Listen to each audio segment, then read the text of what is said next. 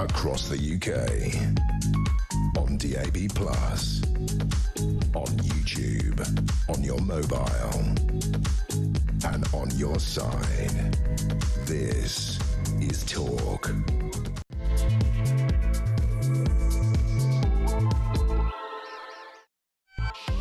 Well, a very good evening. The breaking news from the United States is that Kristi Noem, who is the Homeland Security Secretary, or was until about 10 minutes ago, has been sacked by Donald Trump, essentially for being too hard line, which is on immigration, which is something that is remarkable. We'll talk to a US political analyst in just a few minutes on that. We will also talk about the fact that so many Middle Eastern countries are telling the UK that they've dithered and delayed on all of this. Keir Starmer faced a press conference today. We'll see some of that. We'll also hear what his Home Secretary Shabana Mahmood has been saying about immigration. They're toughening up various aspects, but even as she was talking, even the moment that she was talking, a small boat arrived on our south coast of the UK. Absolutely extraordinary. The Burnham plot course, charting a course for a KLO. Let me start that again. The Andy Burnham plot charting a course for a coalition of chaos. Andy Burnham, the Mayor of Greater Manchester, could he be someone who unites the left against Reform UK? We'll talk all about that. We'll talk about Britney Spears and her driving under the influence, alleged. We'll talk about Manchester students mourning the Iranian supreme leader. There were counter-protests that went very well. We'll talk about the BBC too, calling for a permanent charter to end political appointments to the board. What do you think about that? And we'll talk about the legality of what is happening in Iran as well, with the barrister and legal director of UK Lawyers for Israel, Natasha Hausdorff. Lots to discuss, as well as pet owners abandoning their dogs and cats as they flee Dubai. Absolutely shameful. So much to discuss between now and 10 o'clock. Here on Talk. Stay with me, Peter Cardwell. There's so much to talk about, and I want to get your views on the air. 0344 499 1000 is the number to call. You can text me at 72222 with the word talk in your text. You can tweet me at talkTV, follow me at Peter Cardwell. You can send me a WhatsApp text message or a WhatsApp voice message, less than a minute please, for those voice notes, or give me a ring, all on the main number 0344 499 1000.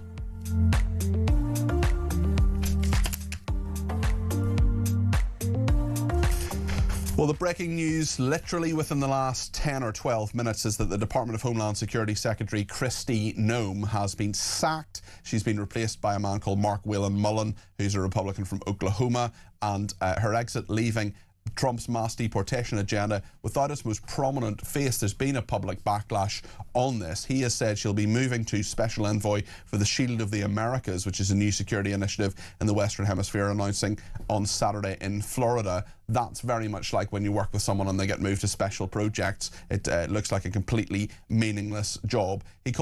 She called him a MAGA warrior who truly gets along well with people and knows the wisdom and courage required to advance our America First agenda. Very, very interesting on all of this. Let's go straight to the United States now. Michael Yaki, the US political analyst and former senior advisor to Congresswoman Nancy Pelosi, is with me.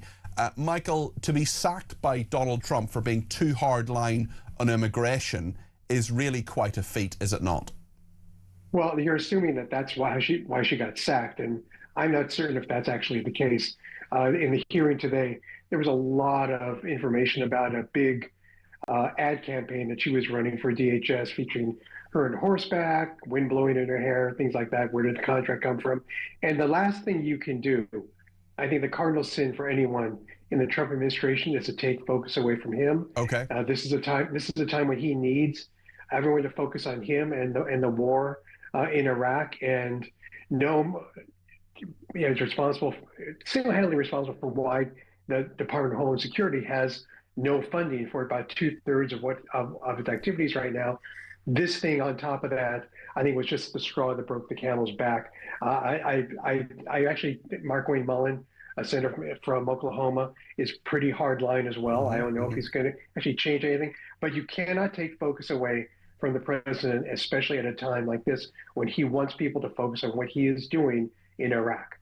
In Iran. Iran, sorry. Very, very, very interesting to see that she, of course, was touted as a vice presidential running mate. That went wrong when a story came out about the fact that she'd shot a badly behaved dog. Then she became Homeland Security Secretary. What's her record like, and what will people remember from her time as Homeland Security Secretary?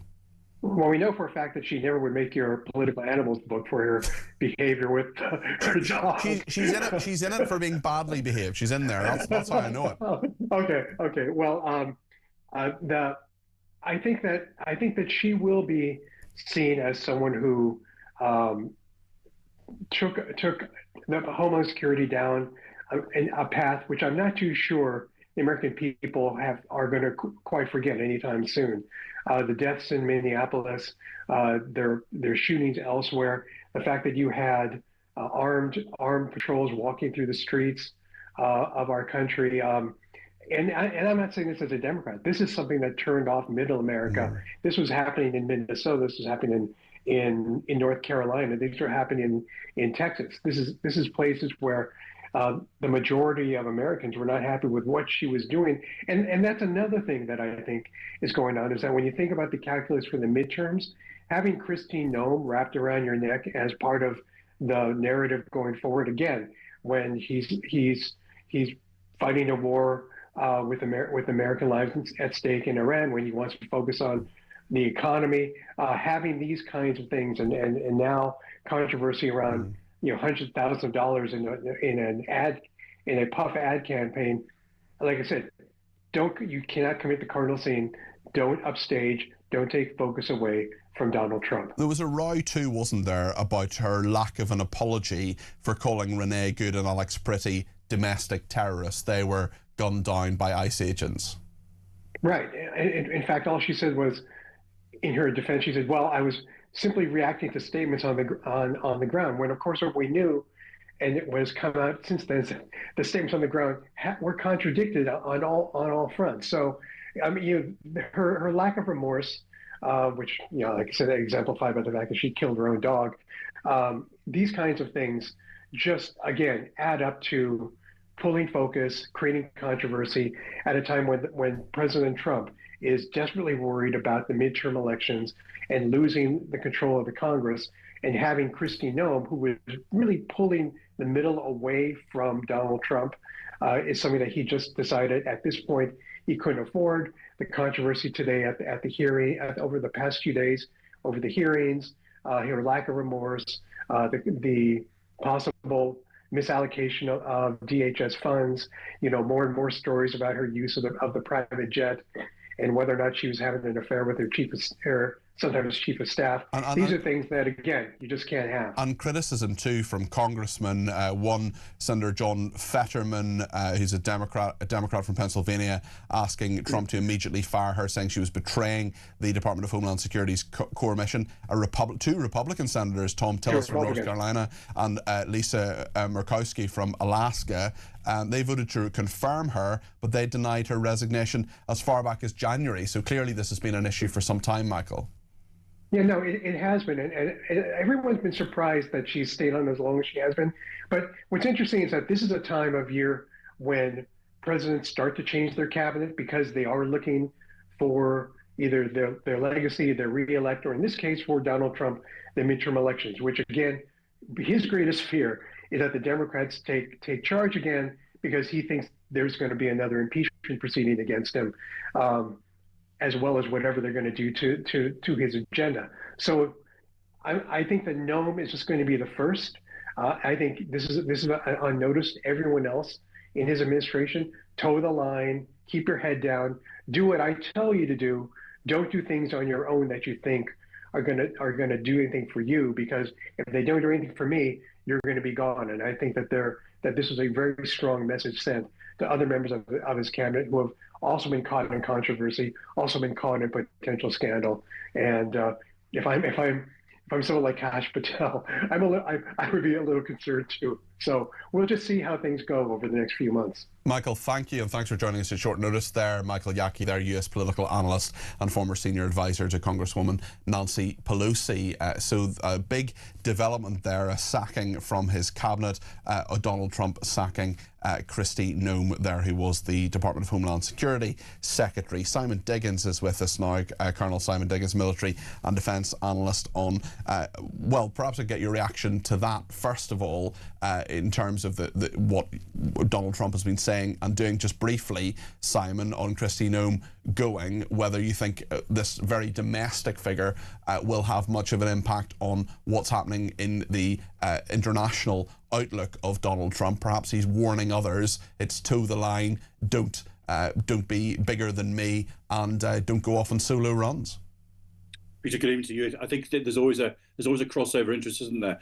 Not least because people are looking at what ICE were doing in America and wondering whether it could be replicable over here. But I think more important domestic point, which you just made, is that these campaigns that Donald Trump are operating now in Iran come from a democratic country, and the democratic view of the campaign is very important, and he's coming up to congressional midterm elections, and I rather suspect that he's got that as his hard deadline for some kind of resolution of what's going on in Iran as well. What he will not want to do to go into the congressional midterms is with a long-term forever war, boots on the ground war that looks like Iraq and Afghanistan, precisely what he promised his backers he would not produce. So yes, they can see the imperative to get those things right now in order kind of to set the conditions, set the tone for what I think is going to be a struggle anyway with the midterms. They always are. That's just the nature of the American political system, but particularly when he's fighting a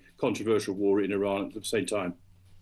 Very interesting here in the UK as well, because Keir Starmer are giving a press conference this afternoon around the same time as Bahrain and the United Arab Emirates, joining Cyprus in criticising a slow response to Tehran's retaliatory strikes. What did you think of the Prime Minister this afternoon, Simon? Well, he's on his back foot the whole time now. I mean, everything he's doing is essentially reactive to what's going on the ground. So he talks about leadership, but leadership has been on the front foot and being ahead of the events, and he clearly isn't.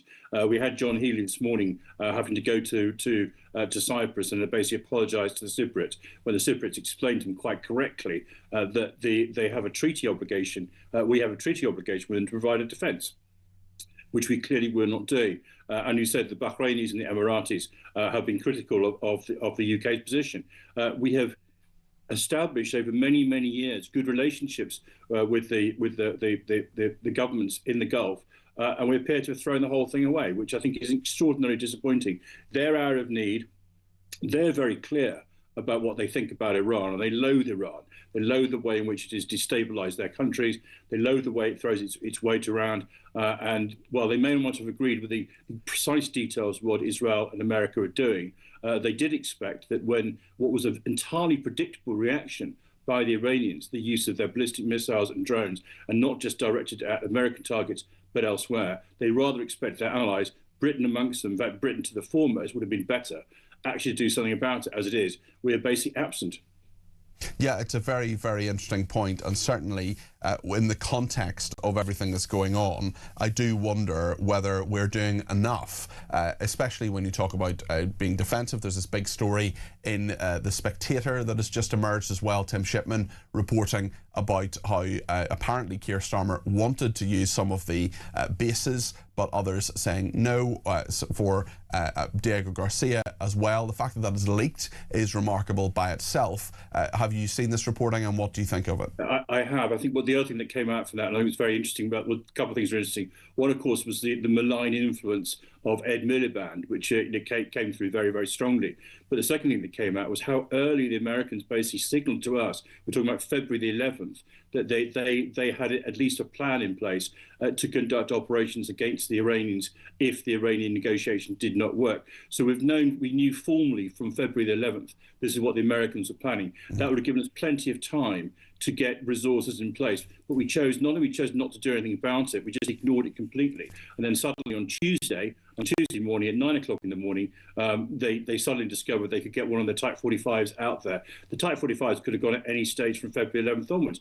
And it would have been very easy to explain. You could say quite straightforwardly to the British people, look, we're not necessarily going to get involved in the fighting, but we have treaty obligations to defend British sovereign base air territories and the land of our allies. And that's what these deployments are about. They are defensive in orientation, and they're there to provide protection in the event the negotiations don't work.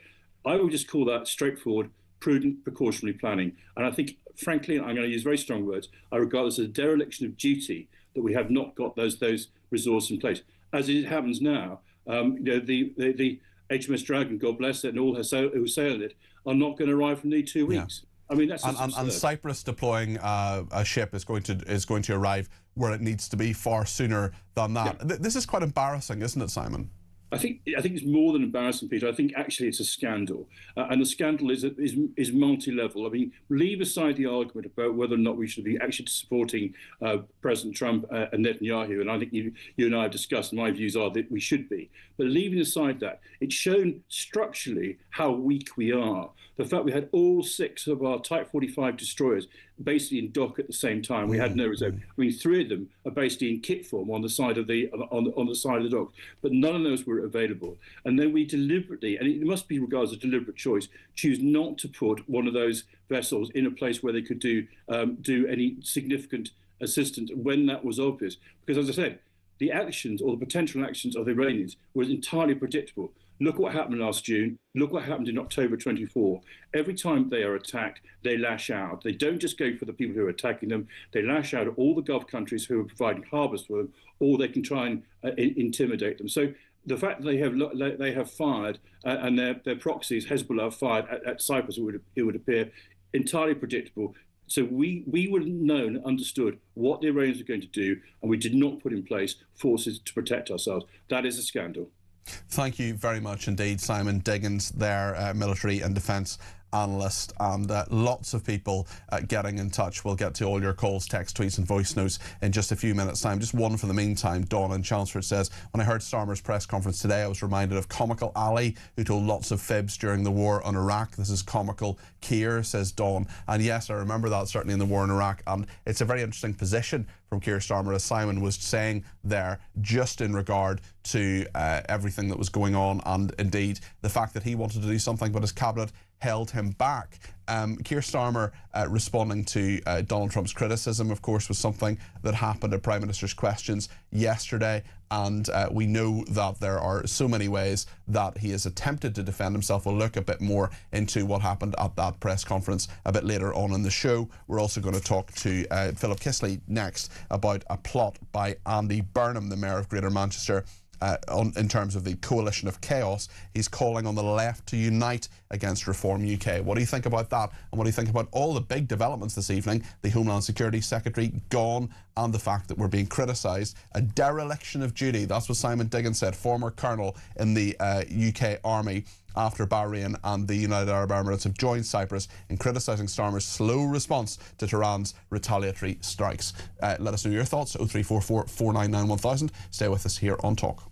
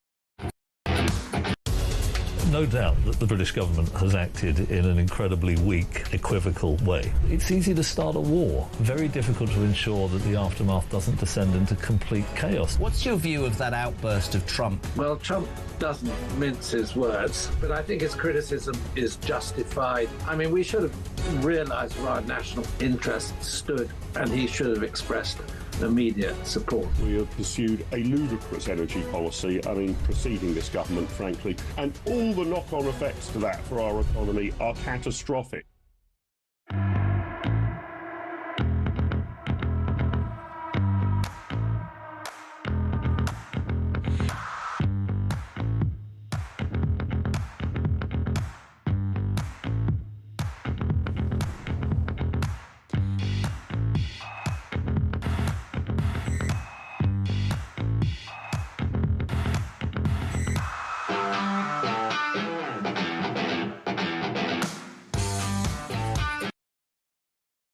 Across the UK, on DAB+, on YouTube, on your mobile, and on your side.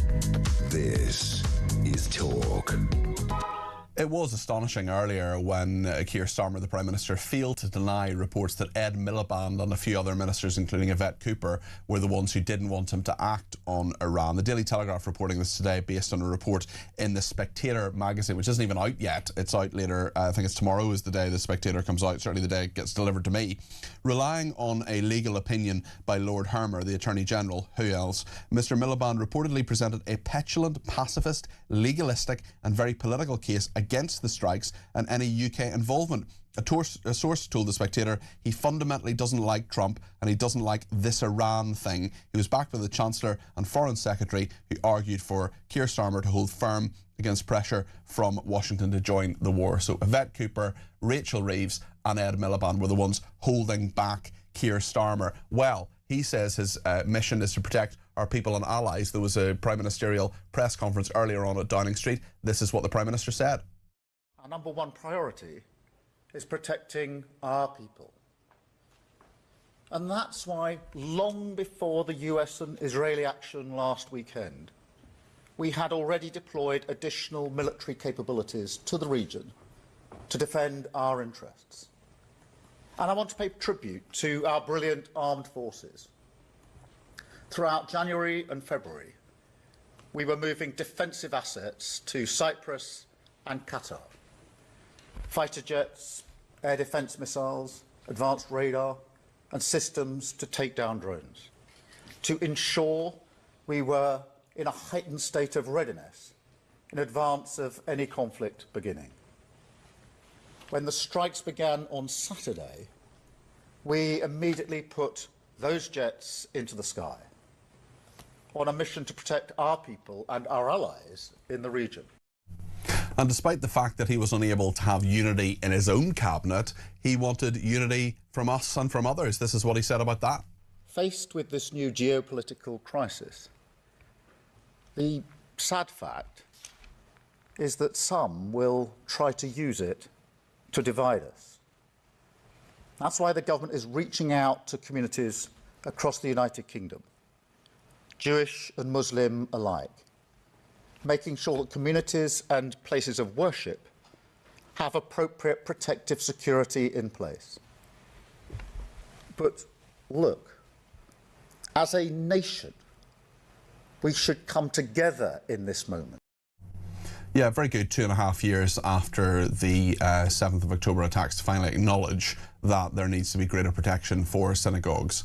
Certainly, I know the Education Secretary, we'll talk about that a little bit later on, Bridget Phillipson, is talking about a review of Jewish schools. But yeah, I mean, loads of people getting in touch. Sue says, regarding your interview with Simon Diggins, could this government get anything more wrong? It's so depressing. I've never felt so afraid. Chris says, what on earth is going on with this government? We are weak in the eyes of the world. Chris, in South Wales, front page of the Times newspaper this morning, allies round on weak UK. That's what we've been talking about. Brian says, I'm listening to your guest say that we have obligations under a treaty to protect or defend Cyprus. Does the fact that we haven't done that mean we've broken international law? How interesting. Well, Brian, you're going to want to listen, because we're going to hear about international law a little bit later on from Natasha Hausdorff, who has a very different view to Keir Starmer, it must be said, and indeed Lord Hermer. Let's talk to Philip Kistley about all of this, and indeed Andy Burnham plotting a course for a coalition of chaos. He has called for the left to unite against Reform UK. We'll get to that in a second. But Philip, what are your thoughts on Keir Starmer at the moment, on this press conference today, and his own position, especially when it is being attacked by Andy Burnham and others? Yeah, I think the terms you described that, you were talking about Ed Miliband and the usual suspects there. The bacon sandwich wielding assassin? Well, yeah, I don't like Trump, this Iran thing. That kind of sums up their attitude to the whole thing. That sums up their attitude to the complexities of geopolitics. It sums up their attitude to the crisis at home. It's petulant. It's stupid. It's dumb. It's silly. I was listening to him. As he was talking, I was listening to Starmer as he was talking. I was thinking, you're lying. You're not. This is. You're simply lying. How can he call for unity when he can't even unite his own cabinet? His closest colleagues, Philip, the Chancellor, the Foreign Secretary, the Energy Secretary. He couldn't get the three of them on board. Well, before we get to that, let's just talk about preparation. And, we've been preparing for Cyprus for a long time. There's a gunboat still sitting in Portsmouth. It's not going to get there for 2 weeks, Peter. Okay, so the suggestion that he's been preparing and that there is some kind of military strategy here is frankly absurd. And what he was bragging about and talking about there was the basic things you do when there's an international catastrophe. You look after your people abroad. That's not something to brag about. That's the first thing you do. And here he is talking as though he's moved the world a little bit to the right or to the left. He's done something amazing. No, that's what anybody would do. The point is, there is no strategy, there is no positive action, and of course he can't bring his own cabinet together. He can't bring the country. Just thinks he's a fool. I don't want to talk in very simplistic terms, but that's what people think. Well, that's what people think. I get it all the time, every single day. And if you do have thoughts and you want to add to what Philip's saying, 0344 499 1000 is the number to ring in or send your WhatsApps or send me a WhatsApp voice message as well. Philip, when we get to Andy Burnham, he's presumably sensing the weakness here and circling the wagons. We know the two men had a discussion a few days ago where they were apparently kissed and made up. But when Andy Burnham says the left should unite, he's clearly thinking maybe, but who should be at the head of it? Well, I would imagine he has a candidate in mind.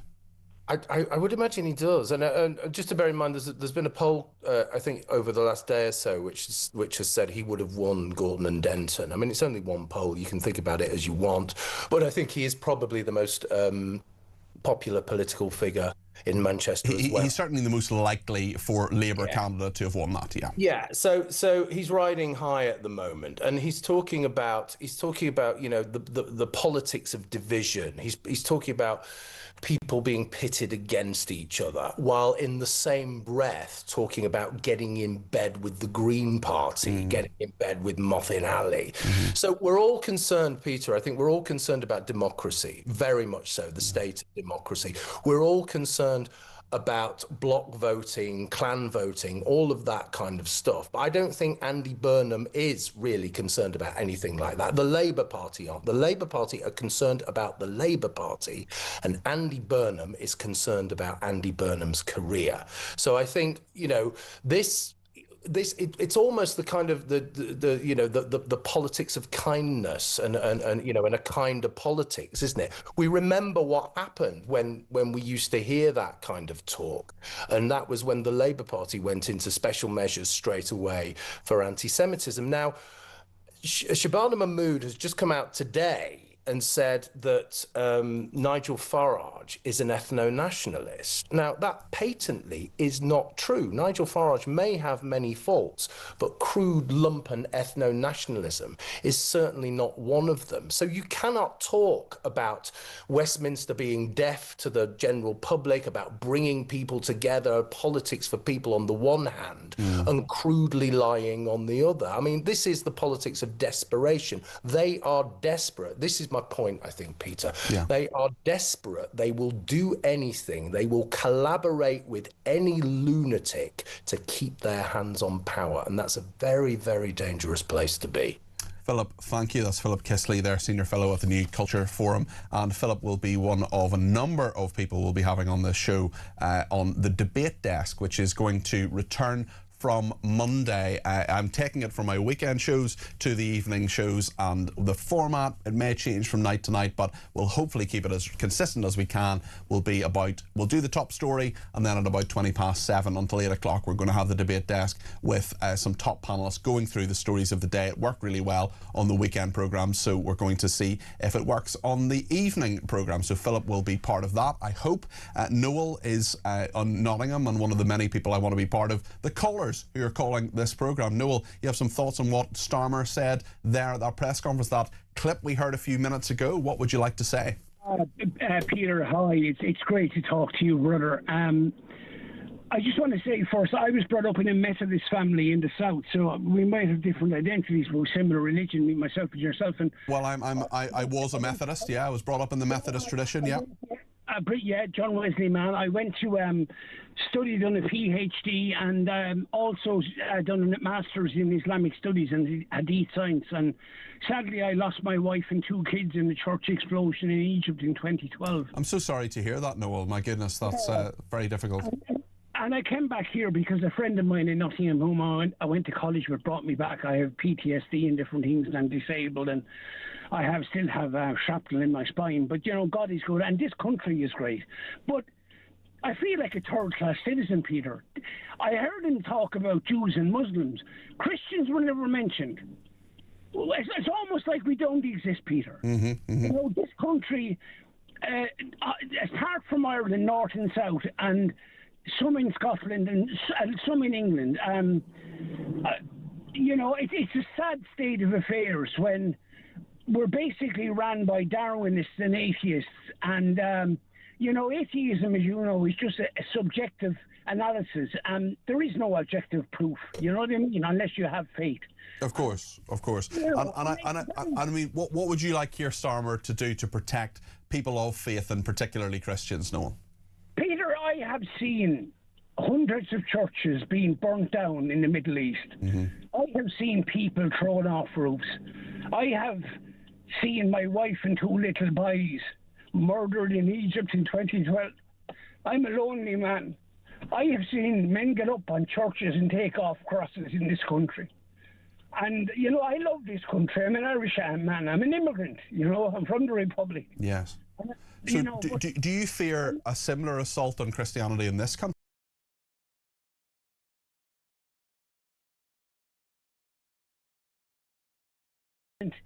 Appealing to Muslims because they want their vote. You know, Hindus and Sikhs are lovely people, but they forget the one thing, Peter, and I studied Hadith science. I know the Quran inside out.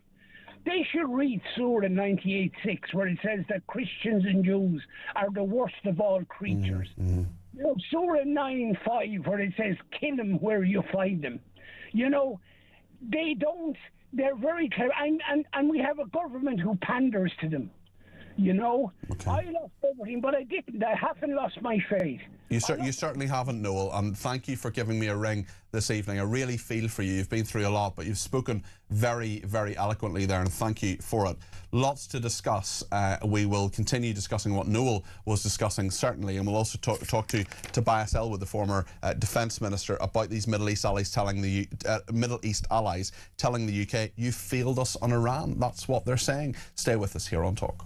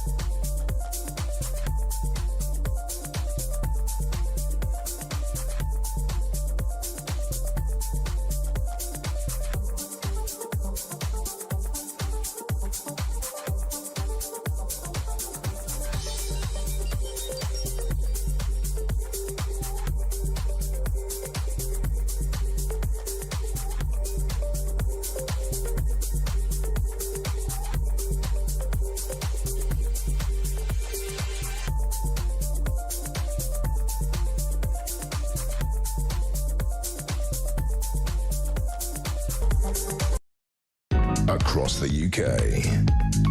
On DAB+. On YouTube. On your mobile. And on your side. This is Talk. Tad in Cambridge says, I wish I could have the absolute confidence in the judgment of my fellow countrymen. That way I'd have a great government to look forward to after the next election. Alas, the public are all too easily seduced by the false promises of the lunatic left, and we are all paying the price for their bewilderment. There is nothing like taking an informed choice, which they clearly did not do last time. I despair, says Tad. Joanna in Salisbury says, hi Cardi P. I'm still in disbelief at Starmer's statement today, especially about Cyprus. It was so obviously a lie. I'm not that bright, but it was an obvious lie to me. Joanna, you're very bright, as I know from your messages, and actually that is something I wouldn't worry about your judgment too much, is all I would say. Ian in Walsall says, I thought Pinocchio was a childhood fantasy character, but I'm wrong. He lives in Starmer. He couldn't lie straight in bed. Starmer's an absolute embarrassment. We are the laughingstock of the world. This man is a total card, says Andrea in Prestbury. And Andrea has a point, because there are quite a number of different countries, including Bahrain and the United Arab Emirates, joining Cyprus in criticising Keir Starmer's slow response to Tehran's retaliatory strikes. I want to speak to Tobias Elwood now, the former Defence Minister, about that. How embarrassed do you think Keir Starmer should be, Tobias, or do you think actually he should stand firm? I think the big question still stands. What does victory look like? It remains unanswered. And if you're going to bomb another country, put military personnel in harm's way with the risk of escalation that we're now seeing, that fundamental question of what follows the bombing does need an answer. But things do change once the bombing started. We moved into a new space, a new dimension. And we must ask ourselves, is it now right to sit on the sidelines, sit on the fence, or do we now join up with our Americans, unpalatable though it is that we're in this position, and recognize that for decades, Iran has destabilized the Middle East. It's pursued a nuclear weapon, it's financed terrorism through its proxy militias, and it's been slaughtering its own citizens. Never, after 4 decades, has there been a better opportunity to help Iran transition into a new non-theocratic chapter. That would be victory. That would be worth pursuing. Does Starmer and get that is that? what we need to do. Does Starmer get that? And do Ed Miliband and Lord Hermer and others? I mean, I'm just going to read this out again from the front page of the Daily Telegraph today. I know this is 24 hours old, but it's nonetheless a story that has dominated the day. This is the Spectator, Tim Shipman, who's reported this. Relying on a legal opinion from Lord Hermer, the Attorney General, Ed Miliband reportedly presented a petulant, pacifist, legalistic and very political case against the strikes and any UK involvement. A source told The Spectator he fundamentally doesn't like Trump and he doesn't like this Iran thing. He was backed by the Chancellor and Foreign Secretary, who argued for Sir Keir to hold firm against pressure from Washington to join the war. I mean, what do you think about that? Clearly a cabinet divided, so how does the Prime Minister expect the country to be divided, and for his course of action, which does seem to be a little bit sitting on the fence, does it not? It does. And as I stressed, this is where things changed. It's absolutely right that we ask the difficult questions, particularly of our closest security ally. We are all scarred by what happened in Iraq and Afghanistan because there was no long-term plan. There was no clarity as to what you do after you used your superior military might. But once you cross that threshold, once the bombing began, once Iran started to attack other countries in the region, including British assets, then the whole dynamics, the whole geopolitics changes, and we get off the fence. We step with America, but even more so, rather than just on the bombing campaign, we're then involved and we ask the strategic questions, bring in the statecraft, what follows. Yes. And don't forget what Trump said. And you can influence that at that point, can't you, Tobias? And that's exactly the point. Because when Trump tells the Iranian people, after the regime had killed so many of them in their thousands, when we are finished, the Americans take over your government. Well, my concern is that Donald Trump will wrap this up in a Venezuela-type outcome. We'll have weeks of strikes, back-channel discussions emerge, Iran makes some promises to not pursue nuclear missile ambitions, reins in its proxy activity, and then we all go back to square one. The regime survives, wounded but intact, but under new leadership. Is that the promise that we made to the Iranian people? Is that the opportunity that we should be seeking after decades that Iran has caused such turmoil over the Middle East? It would be risk averse. It would be wasted. And that's not what Britain should be doing. Or what Keir Starmer would necessarily want. And this is about decisiveness. It's about deciding what you want from the start and sticking to it. I would respect him if he came out and said, Donald Trump is wrong. This shouldn't happen. This is the wrong course of action. Iran should not be bombed. We will do the absolute bare minimum to defend our territory that we need to do, but we're not getting involved in any other way. That's it. Shinay, gone. And I would respect him if he said that. But instead, he's plotting this course in the middle, where he's a bit in and a bit out. He's trying to keep everybody happy. And as we both know, having had political careers, Tobias, if you try to keep everybody happy, you make absolutely no one happy. Yeah, I mean, there's a couple of thoughts here. Is firstly, absolutely right, is you are committed to the position that you take, and then you stay with that position. But what I'm saying is that the circumstances have now changed. It's an honourable position to challenge Donald Trump to say what on earth happens when the bombing stops. But as soon as Iran started to attack other countries, then the whole dynamics changed. And that's what the Keir Starmer hasn't risen up to. There's another wider question here as to the type of politicians that are attracted into politics now. You spoke of, your own connections and so forth. I'm afraid we attract people today who are good at campaigning to get elected. I'm sorry to say there are some good individuals, no doubt about it, absolutely, that we can think of, that are the strategists, that think bigger picture, that understand the importance of supporting Britain, particularly on the international stage. But the quality of statecraft and leadership that we see in decision-making when you're in government, rather than actually preparing yourself for elections and campaigning, they are very, very different. You ask an average group of people in any organization or surroundings down at the pub, how many would put up their hand and say, yes, I would step into British politics today? The leadership that requires of the last 30 years is very different for what's going to be required over the next 30. We need strategists, we need leaders, we need people who are going to put statecraft first and make sure that we ask questions of our allies, but also have plans as to make sure that we can provide stability in the longer term. And I'm afraid it's risk averse to think that somehow we think that this regime can somehow back away from what they're doing and expect them to continue in the Middle East without doing what they've been done before. This is very dangerous indeed. Missing an opportunity, as I stress, over 4.5 decades to say, let's start afresh. Let's have a new chapter for Iran. That's what should happen now. And a very, very good book on exactly what you've talked about is the third best book written about politics in the last 10 years, which is Why We Get the Wrong Politicians by Isabel Hardman, which I wholeheartedly recommend. Tobias, thank you. That's Tobias Elwood there, former Defence Minister. Joanne is in Cambridge and has given me a ring on 0344 499 1000. Joanne, you're very welcome to the programme. What would you like to say? Hello, Peter. I want to say that I don't think Talk Radio, who is so from beginning to end pro-war, pro-Israel, I don't think they understand that the majority of the country doesn't agree with them. In YouGov polls, only 17% of people sided with the Israelis in the Gaza conflict, and again in YouGov polls, only 17% of the country were behind the Americans' attack on Iran. Only 17% think this is a good idea. 83% don't want us to be at war with Iran, don't want us to get involved. They're hoping that Keir Starmer will keep the RAF out of it. And that 83% means pretty much 100% of people under 40 are against this war, which doesn't only not have a plan for what happens afterwards, didn't even have a reason, didn't even have a good reason for even starting it.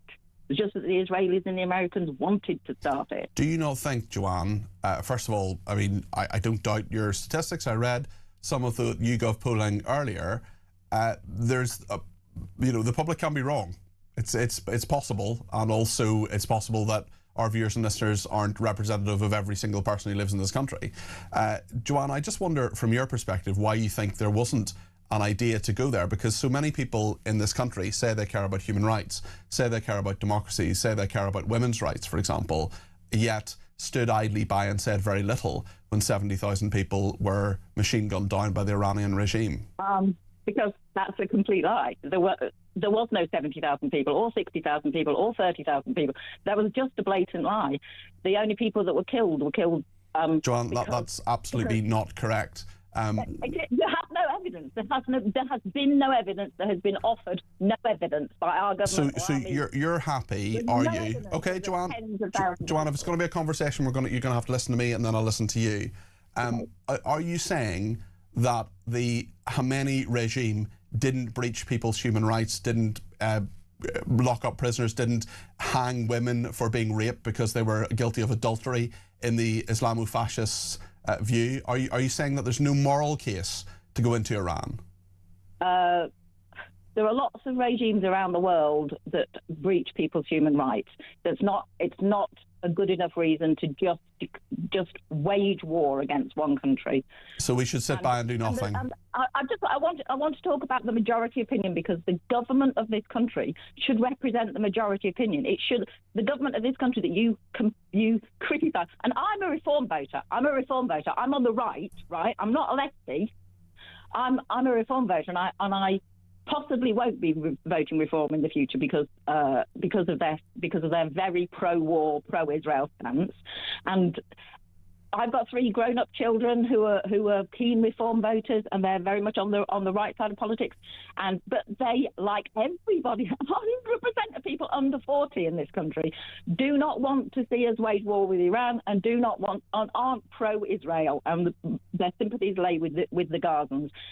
This is right. So your radio station might just preach to the converted what your opinion is and your listeners, but the Reform Party. We don't just preach to the converted. We have. Well, Joanne, we're in the process right now of hearing from someone who fundamentally disagrees with my view on this and the station's view on this. So we're not preaching to the converted. We're hearing various people's views, including your own right now, Joanne. Yes, it's a very rare thing. It's not a rare thing. I've had people all week who are against this war. It's an absolutely legitimate perspective. What I would suggest to you, Joanne, is that you're entitled to your own opinion. You're not entitled to your own facts, and you're swallowing propaganda if you do not.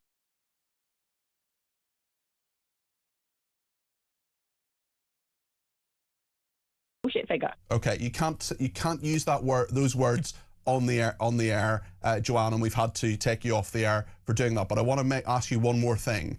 What do you think Keir Starmer should do now? I think he should have stuck to his guns and keep the air bases out of it, keep the RAF out of it, and just say I'm not having anything to do with it. So what about them? That's what the British public want him to do. That's what the British public want him to do. What about the many people in the United Arab Emirates, for example, the many British people in so many of those different countries? Should he not act to defend them? He probably should have been a good friend to Trump and said, "Don't do this. Don't start this." But we are where we are, Joanne. We are where we are. So are we?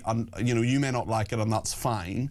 But the point is, if you are someone who is an expat in Dubai, for example, should Starmer not be taking defensive action to protect your life?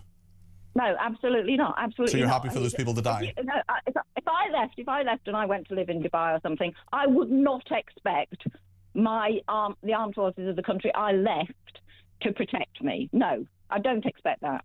Joanne, I think you're living on a different planet, but I thank you for your opinion this evening. Joanne in Cambridge, there, and the only reason that you would have had a gap in transmission there is for a short period, about 7 seconds, is that we have something called the dump button here, which if someone says a swear word, that they are taken off the air simply for doing that. So that's the only reason that Joanne was there for Ofcom purposes. We would have had an Ofcom complaint as a result of that, but I'm happy to hear what she had to say, even though I fundamentally disagree with it. Do you agree with Joanne? Do you disagree with Joanne? Maybe you think I'm talking nonsense. Maybe you think she's talking nonsense. Whatever you think, give me a shout. 0344 499 1000. Stay with us here on Talk.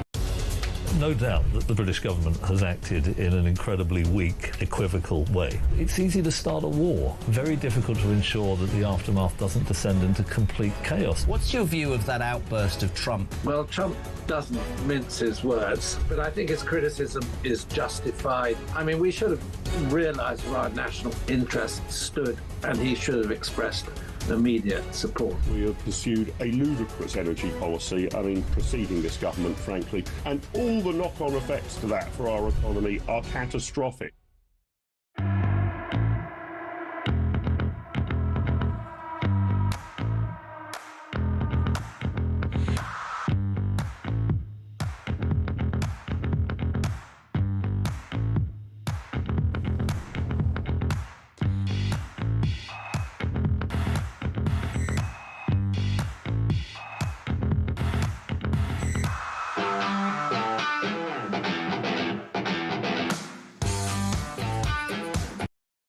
Across the UK, on DAB+, on YouTube, on your mobile, and on your side. This is Talk.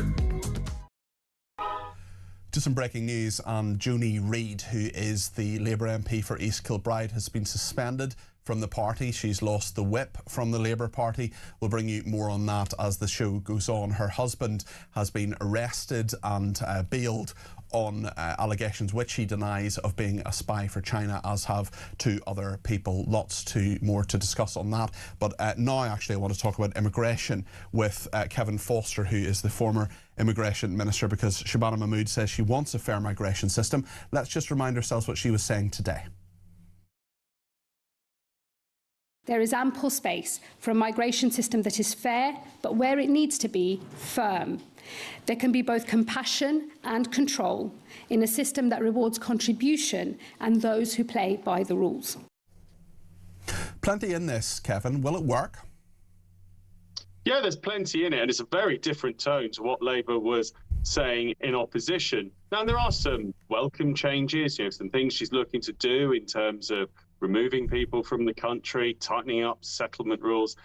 But overall, there are still some big questions not answered. For example, if you're going to take away support from people who've committed criminal offences that are in asylum hotels, well, what are you going to do with them next? Because clearly, if you expect them to just leave the country, even if they pledge to do so, they're convicted criminals, so you can't believe what they say. So what is the next step? And I think that's the really knotty one here for Shabana Mahmood, is what she does about removing people who don't want to leave the country. And that brings up lots of issues around particularly the ECHR. You're absolutely right. And also the money as well. I mean, it was so ironic that as she was talking, a boat was arriving on our shores. And also she's saying that families could get £40,000, a family of four could get £40,000 to leave within 10 days. I mean, I was reminded by one of our producers, a very cultured man, who reminded me of the Rudyard Kipling poem, saying once you've paid him the Dane Guild, you never get rid of the Dane. Yeah, it's safe to say that if you will accept money to head back to your country, the whole family go back to the country that you've come from, then it rather suggests you aren't actually in fear of persecution or torture there. Also, aren't we incentivizing people in some way to say, if you arrive here illegally, we'll give you 10 grand each to go back? Yeah, absolutely. It's almost like, the buy one, get one free deal from the Home Office is, you pay your way over and you go back with enough money for two. It's absolutely extraordinary. Many taxpayers listening to this will be absolutely astounded that, a single family could get 40 grand. Yes, in the past, there have been payments to help remove people from the country, usually amounts that would allow someone, when they get back, to initially rent somewhere. Do they work? Is it a reasonable amount of money, given how much it costs to remove someone from this country? It'll stick in the craw of many hard-working taxpayers watching and listening right now. But from your perspective as a former immigration minister, is it actually value for money? Well, whether it's value for money depends obviously where you would be returning people to. So, for example, some countries you do end up having to use chartered aircraft. That does cost several £1,000s per person who goes. So in a strict money for, let's say, cost of that versus this, you might be able to argue it's cheaper. But the big one here is, does it incentivize people to come in the first place? And obviously, if it puts more people for you to deal with, then actually that blows apart your idea that this is going to save you money overall. And when we look at the fact that vote numbers have been growing since Labour entered office, and yeah, as you spoke today, we had 65 people getting off one border force cutter. Well, that's 650 grand in theory. She'd be offering to get rid of them. Kevin, thank you. That's Kevin Foster there, the former immigration minister. And that breaking news, as we've been discussing, the Labour MP Joni Reid has said her party membership has been suspended a day after her husband was arrested on allegations of spying, which he denies. She said yesterday she had never seen anything to make her suspect her husband had broken the law. Labour Party spokesman saying Joni Reid has agreed to fully cooperate with the Labour Party's investigation into these matters, and she has had her party membership suspended, so she's automatically lost the party whip as well. Her husband is a man called David Taylor. He's one of 3 people arrested yesterday on allegations, which he denies, of assisting a foreign intelligence service. We'll bring you the latest on all of that before 10 o'clock. It's a big breaking news evening, and we will talk more about that. Lots of reaction to what Joanne said as well. I'll bring you some of those messages in a few minutes here on Talk.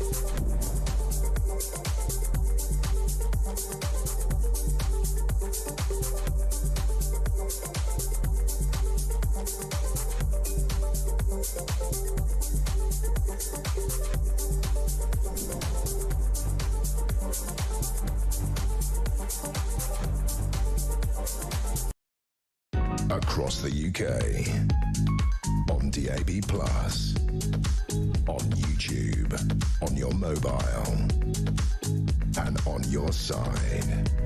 This is Talk.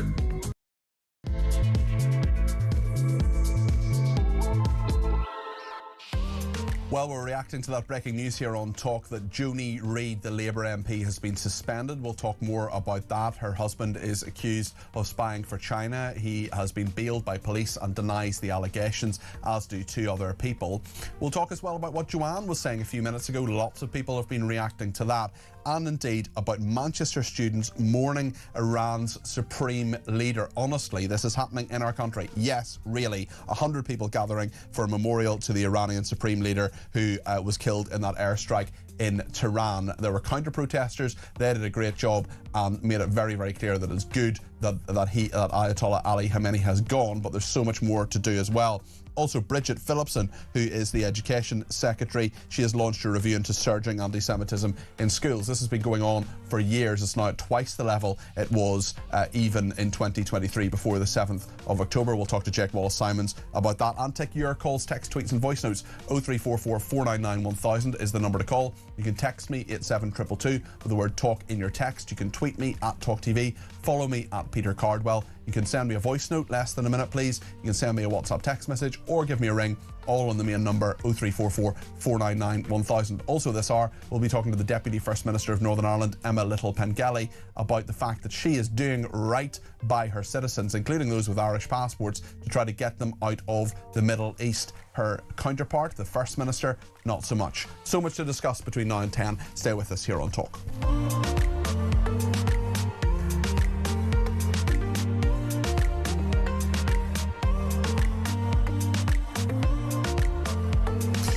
Well, we have a statement from Joni Reid MP. I'll just read out before we speak to Jake. This is Joni Reid, who's the MP for East Kilbride, who is a Labour MP, and she's reacting to her suspension from the Labour Party. Her husband, who is a Labour Party member, former special advisor, he has also been suspended. And Joni Reid has said, "This week has been the worst of my life. The shock of recent days has been difficult for me and my family. I wanted to reiterate something very important. I am not under investigation by the police, and no accusations have been against me. I've done nothing wrong. I love my country. To serve the people of East Kilbride and Strathaven as their MP and the Labour Party has been and continues to be the privilege of my life. I understand that speculation and gossip is fevered at a time like this. I do not want the circumstances that I and my family find ourselves in to be a distraction for this government, of which I am proud and in whom I believe. I also do not want my children, who have nothing to answer for and who deserve privacy and compassion, to find themselves subject to intrusion. Following discussions with the Chief Whip, I am voluntarily suspending myself from the Whip and will not sit as a Labour MP until internal investigations are concluded. I will welcome and cooperate with any questions and worries the party may have. I and my team will continue to serve my constituents in the normal way as a Member of Parliament." So that is what Joni Reid has said there. Lots of reaction to Joanne in Cambridge as well, who says no under 40 believes in the war on Iran.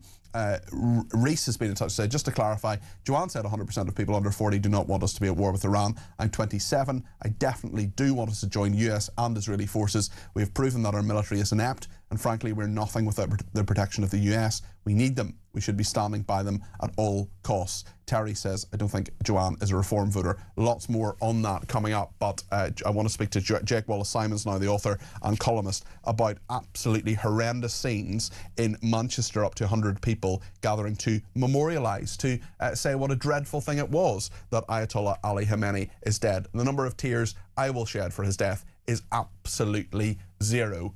Jake, tell us about this. Well, this comes as a surprise to absolutely nobody who's been watching events in Britain over the past few decades. We have been steadily infiltrated by a variety of Islamists of different hues, and perhaps the most sinister of these has been the Iranians. I mean, don't forget, the Iranian regime external terror militia, the IRGC, the Islamic Revolutionary Guards Corps, has not been banned in Britain, even as it battles the Americans and the Israelis on its home turf. Similarly, the compound, the office of the Ayatollah, where the Ayatollah was killed in the opening salvo of the war, its equivalent in London, the office of the Ayatollah there, has not been shut down. It's still functioning, and it had a vigil in memory of the Ayatollah after his death.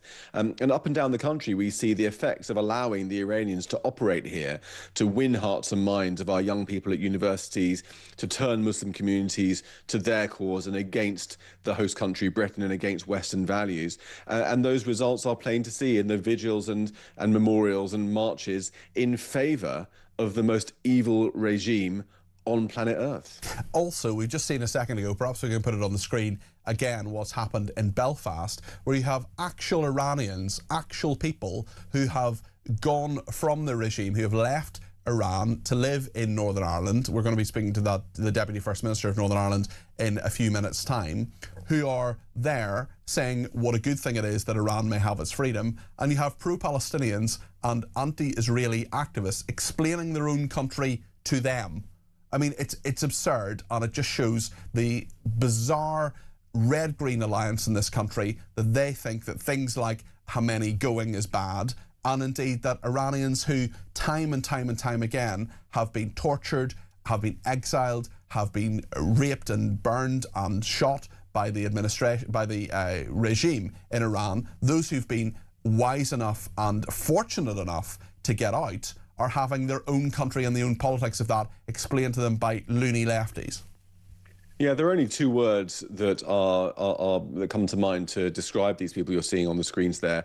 The first is narcissistic, and the second is hypocritical. I mean, these people, in terms of the narcissism, they seem to believe there's only one thing more important than the liberty, dignity, and freedom of people around the world, and that thing is ideology, your own petty politics. When your own position on Palestine, which has become this weird totem, this obsession for the left, when that seems to come into conflict, where the guys who hate Israel happen to be the worst mass murderers alive today, you're still going to support them because your main concern is the politics and your hatred of Israel.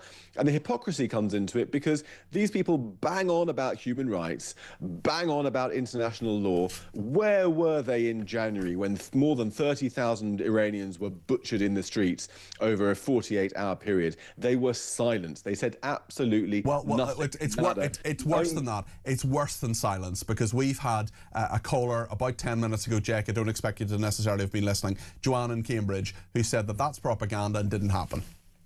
Well, exactly. I mean, that's part of the Iranian regime, the Russians and the Chinese, their disinformation campaign online.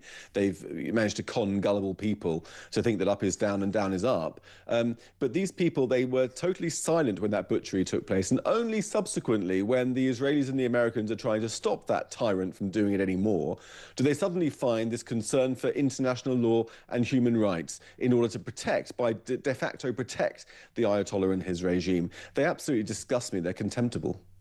I wonder if you could tell me about your thoughts on Bridget Phillipson launching a review into surging anti-Semitism in schools. We know that she's got the former most senior civil servant, the former permanent secretary of the Department for Education, to look into this. I mean, this has been going on for years and has got so much worse, twice as bad as it was in 2023 before the 7th of October Hamas terrorist attacks.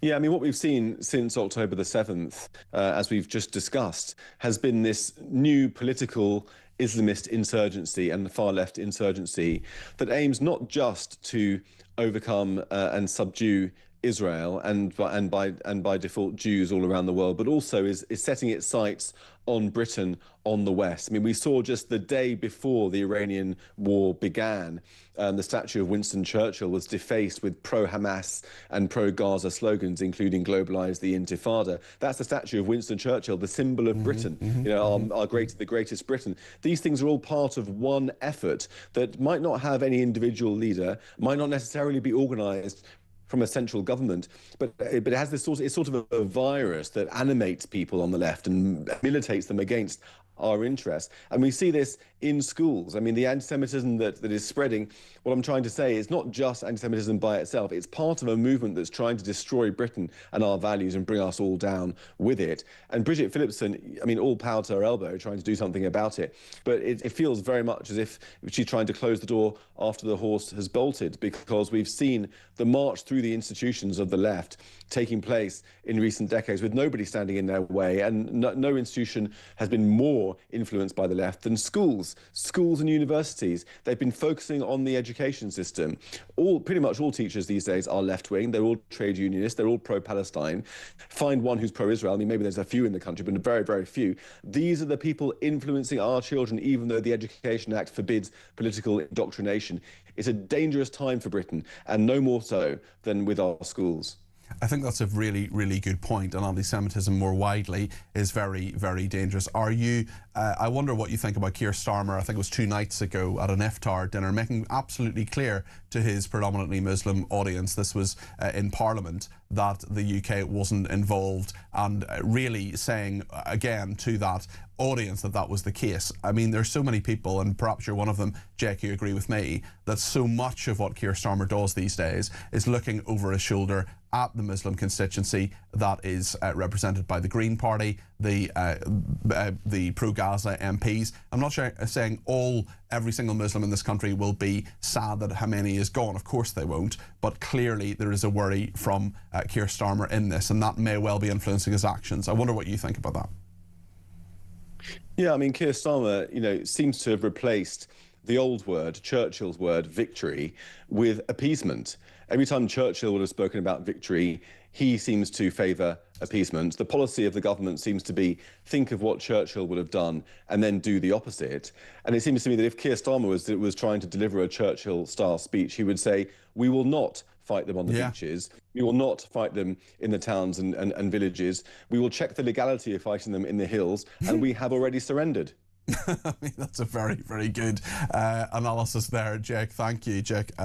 Wallace Simons there, the author and columnist. Great to hear from him. Thank you to Dan in Hartlepool, who says, I'm 35 and not only do I think we should be at war with Iran, but I'd be the first in line to serve if needed, says Dan. This was reacting to what Joanne said about 20 minutes ago when she alleged that no one under 40, or pretty much 100% of people under 40, are against war with Iran.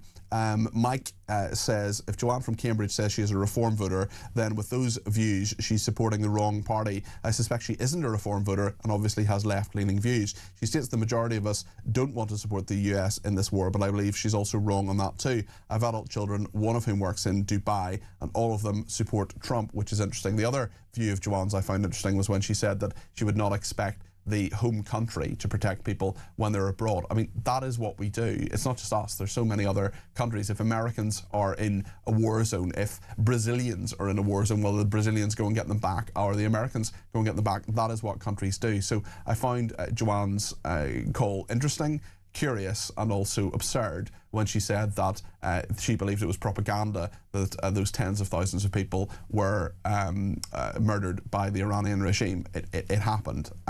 Kevin's in Swansea and would like to have a chat, and I'm glad he's given me a ring on 0344 499 1000. Kevin, what would you like to say today? Well, sorry, coming back to that Jeanette who was on earlier. Joanne, sorry.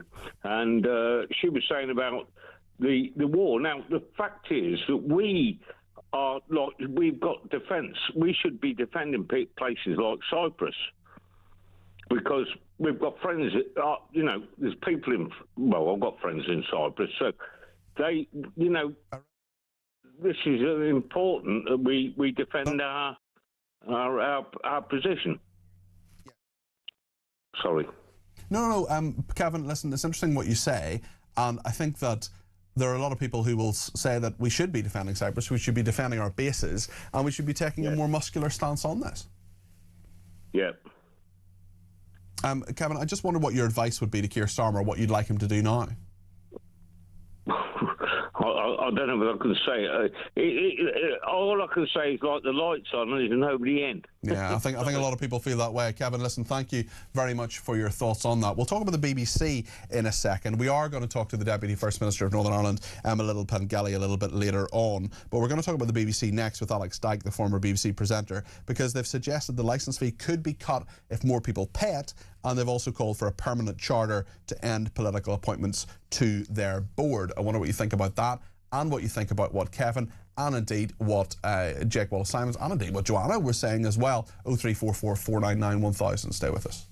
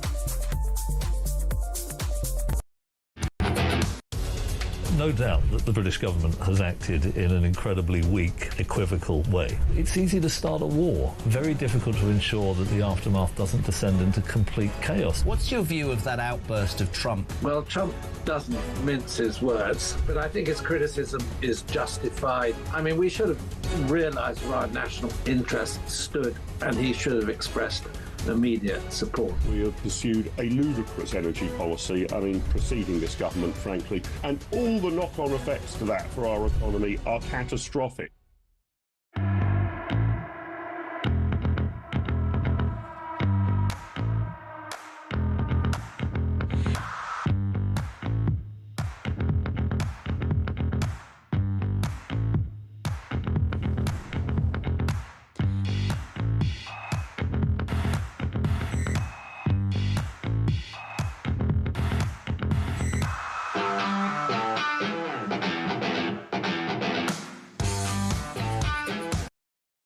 Across the UK, on DAB+, on YouTube, on your mobile, and on your side.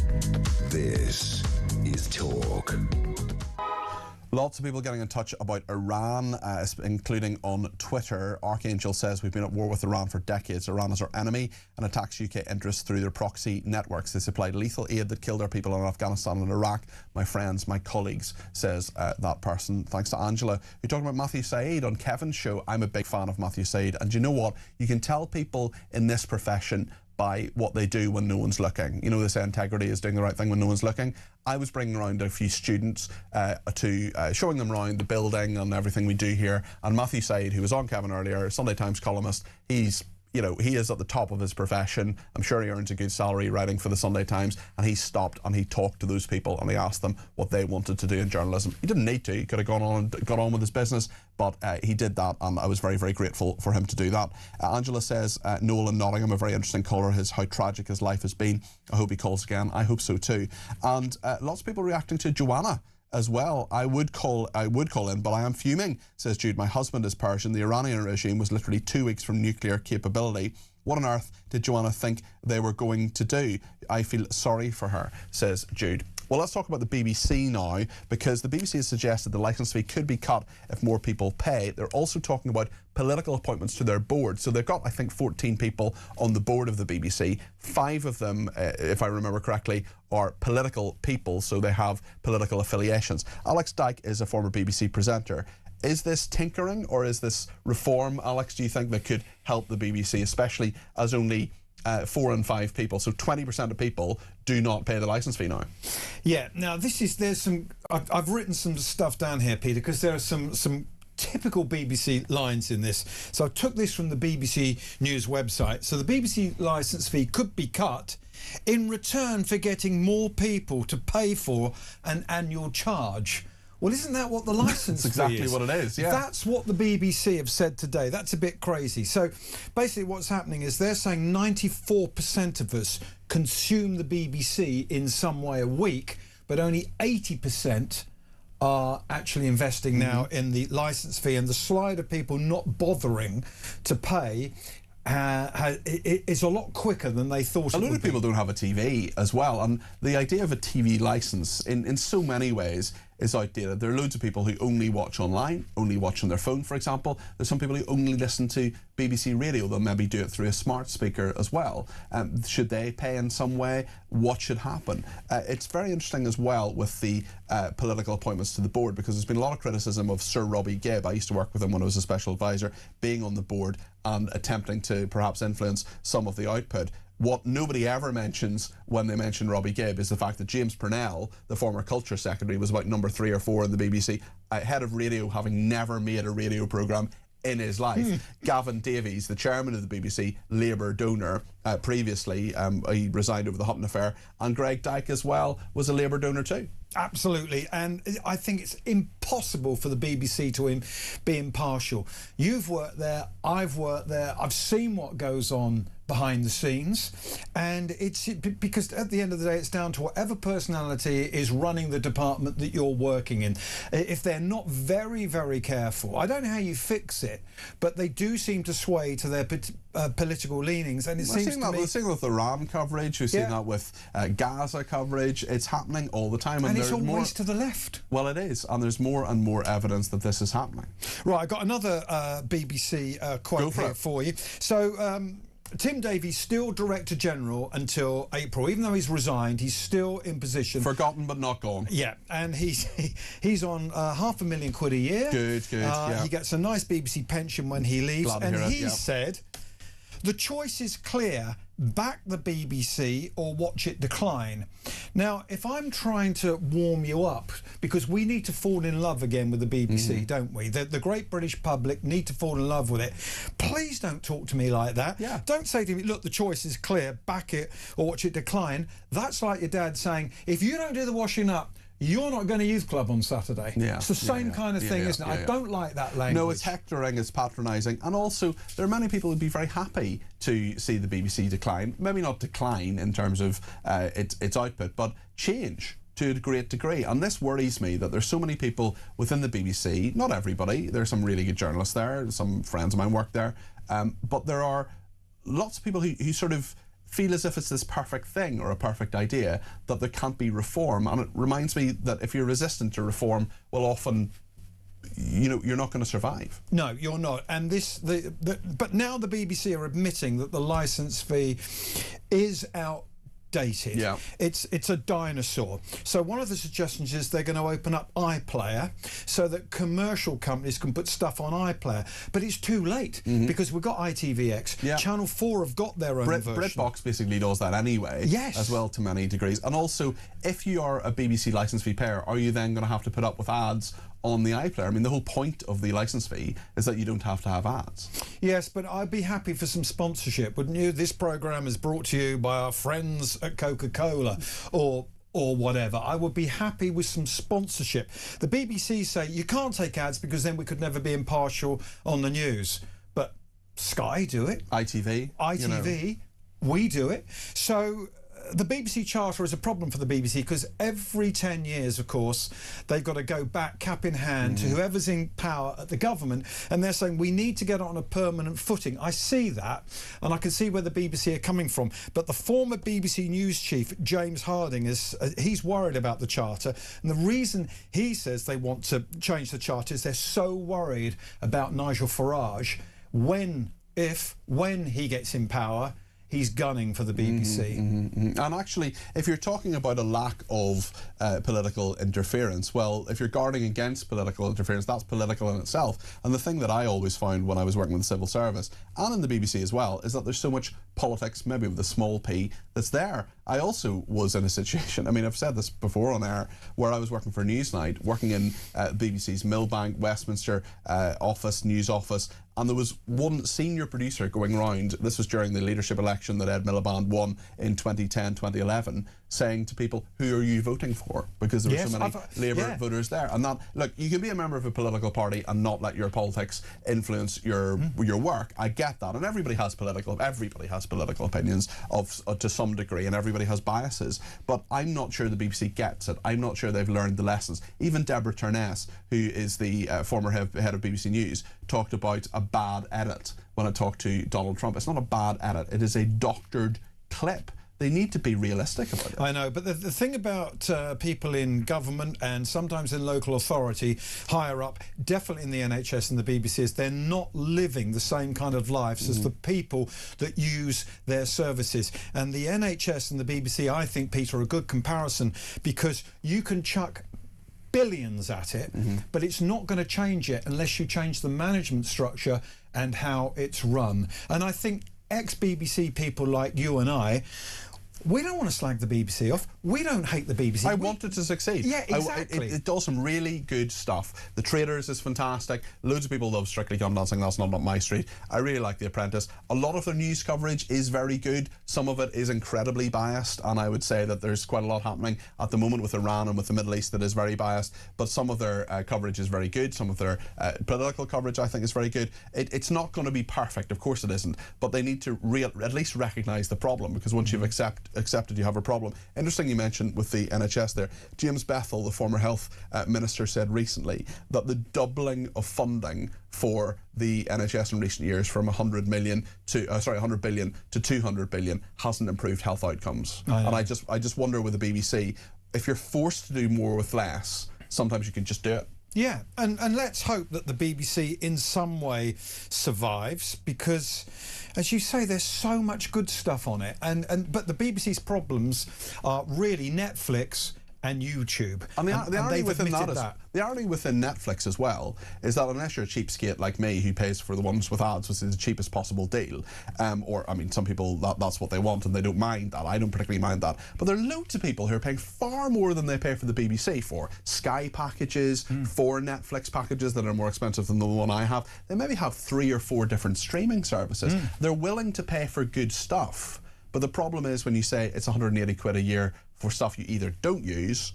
or don't like. No, and I know someone who pays Sky £140 a month for their package. My Netflix package, I think, is $18.99 a month. Really? Yeah, my Amazon Prime is about $7.99 a month. I'm just about to go for YouTube with no ads because I watch more YouTube than anything else, and that's where I watch Talk on YouTube. So when I've been on this channel before, I've said, look, the BBC, it's at 1 cup of Starbucks or Costa a week. That's all it is. But the perception is we don't like the BBC anymore. You're not our BBC. So we're going to watch you for free whenever we want. It's not going to be much. And we know that those BBC employees have in their Starbucks or their Costa, it's going to be a latte, isn't it? Lots to discuss on that. What do you think of what Alex said there? 0344 499 1000. Thank you to Alex Dyke, the former BBC presenter. We're going to speak to the Deputy First Minister of Northern Ireland in a second. She's the DUP politician, Emma Little-Pengelly, about how she is reacting to what is happening in the Middle East, getting those people back, standing up for people, unlike some of her political opponents. So much to discuss. 0344 499 1000. Stay with us.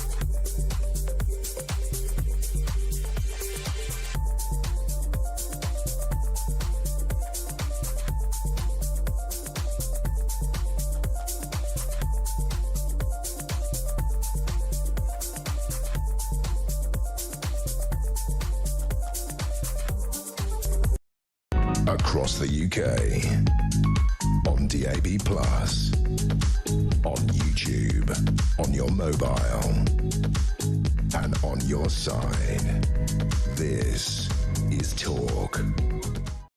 Nat has been in touch from Tel Aviv saying, I admit I was half asleep having been in and out of the bomb shelter all of last night due to the attacks that are happening from Iran and for a chunk of today. But Joanne, your caller earlier, certainly did wake me up, says Nat, and that is something that has been echoed by Roughton Lass. I think this person lives in Roughton in Wiltshire, which is a lovely village. Evening, Peter. I wish I hadn't heard that call from Joanne. It upset me greatly to think there are such people out there and so sanctimonious. The poor abused people of Persia must despair to hear such ignorance and callousness. And there is a lot of brainwashing around. And actually, if we, what I'm going to talk to the Deputy First Minister of Northern Ireland now, Emma Little-Pengelly, because there are so many pro-Palestinian protesters in so many parts of the United Kingdom, but particularly in Belfast, where things are really quite divided there. And we had this bizarre spectacle, perhaps we can get it on the screen, in recent days, of people who are actually Iranian, actually from there, who are exiles from their regime, who live in Northern Ireland, are protesting and going up to people who are saying that this war is illegal and dreadful and all the rest of it because of their ideological standpoint. And they're having their own country essentially explained to them by people who have never been there, and simply wearing their keffiyehs and making sure that they have their own views based on what they've been told. Well, Emma Little-Pengelly, MLA, is Deputy First Minister of Northern Ireland and joins me now. Emma, good evening. Good evening, Peter. Can you tell me a little bit about what the situation has been for you, leading a country, and a lot of our viewers and listeners won't know that your job, it has the word deputy in it, but you're essentially the joint First Minister of Northern Ireland. You, in recent days, I know, have been standing up for people, including people who are really not perhaps your natural constituency, people with Irish passports rather than British passports, of course they're entitled to them, who have been in Dubai and other parts of the Middle East getting briefings. Just talk us through the last few days for you as a leader of one of the constituent parts of the United Kingdom. Well, of course, Northern Ireland, like any part across the British Isles, have many, many people out in the region, mainly in the UAE, but indeed in other countries as well, impacted by this. It's estimated that we will have thousands of people, as you know, across the UK. Approximately 300,000 people is estimated to be in the region, and of course a lot of people travelling on Irish passports as well.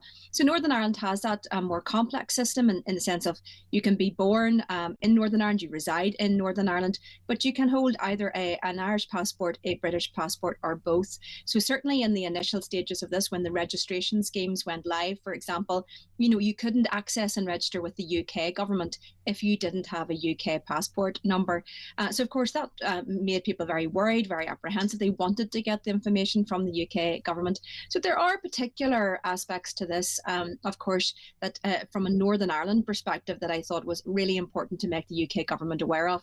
But just like elsewhere, the citizens from here, family and friends at home, if their loved ones are either travelling through the Middle East and got caught there, or indeed even working there, there's a lot of worry for their loved ones. Of course there is. They're seeing the scenes of missiles in the air. They're seeing the advice coming out about staying inside and staying safe. So I think it's really important from a political perspective that we are stepping up and we're doing everything that we can to get the information out to the citizens and people in Northern Ireland, but also that we're making the government fully aware of the particular issues impacting on us here.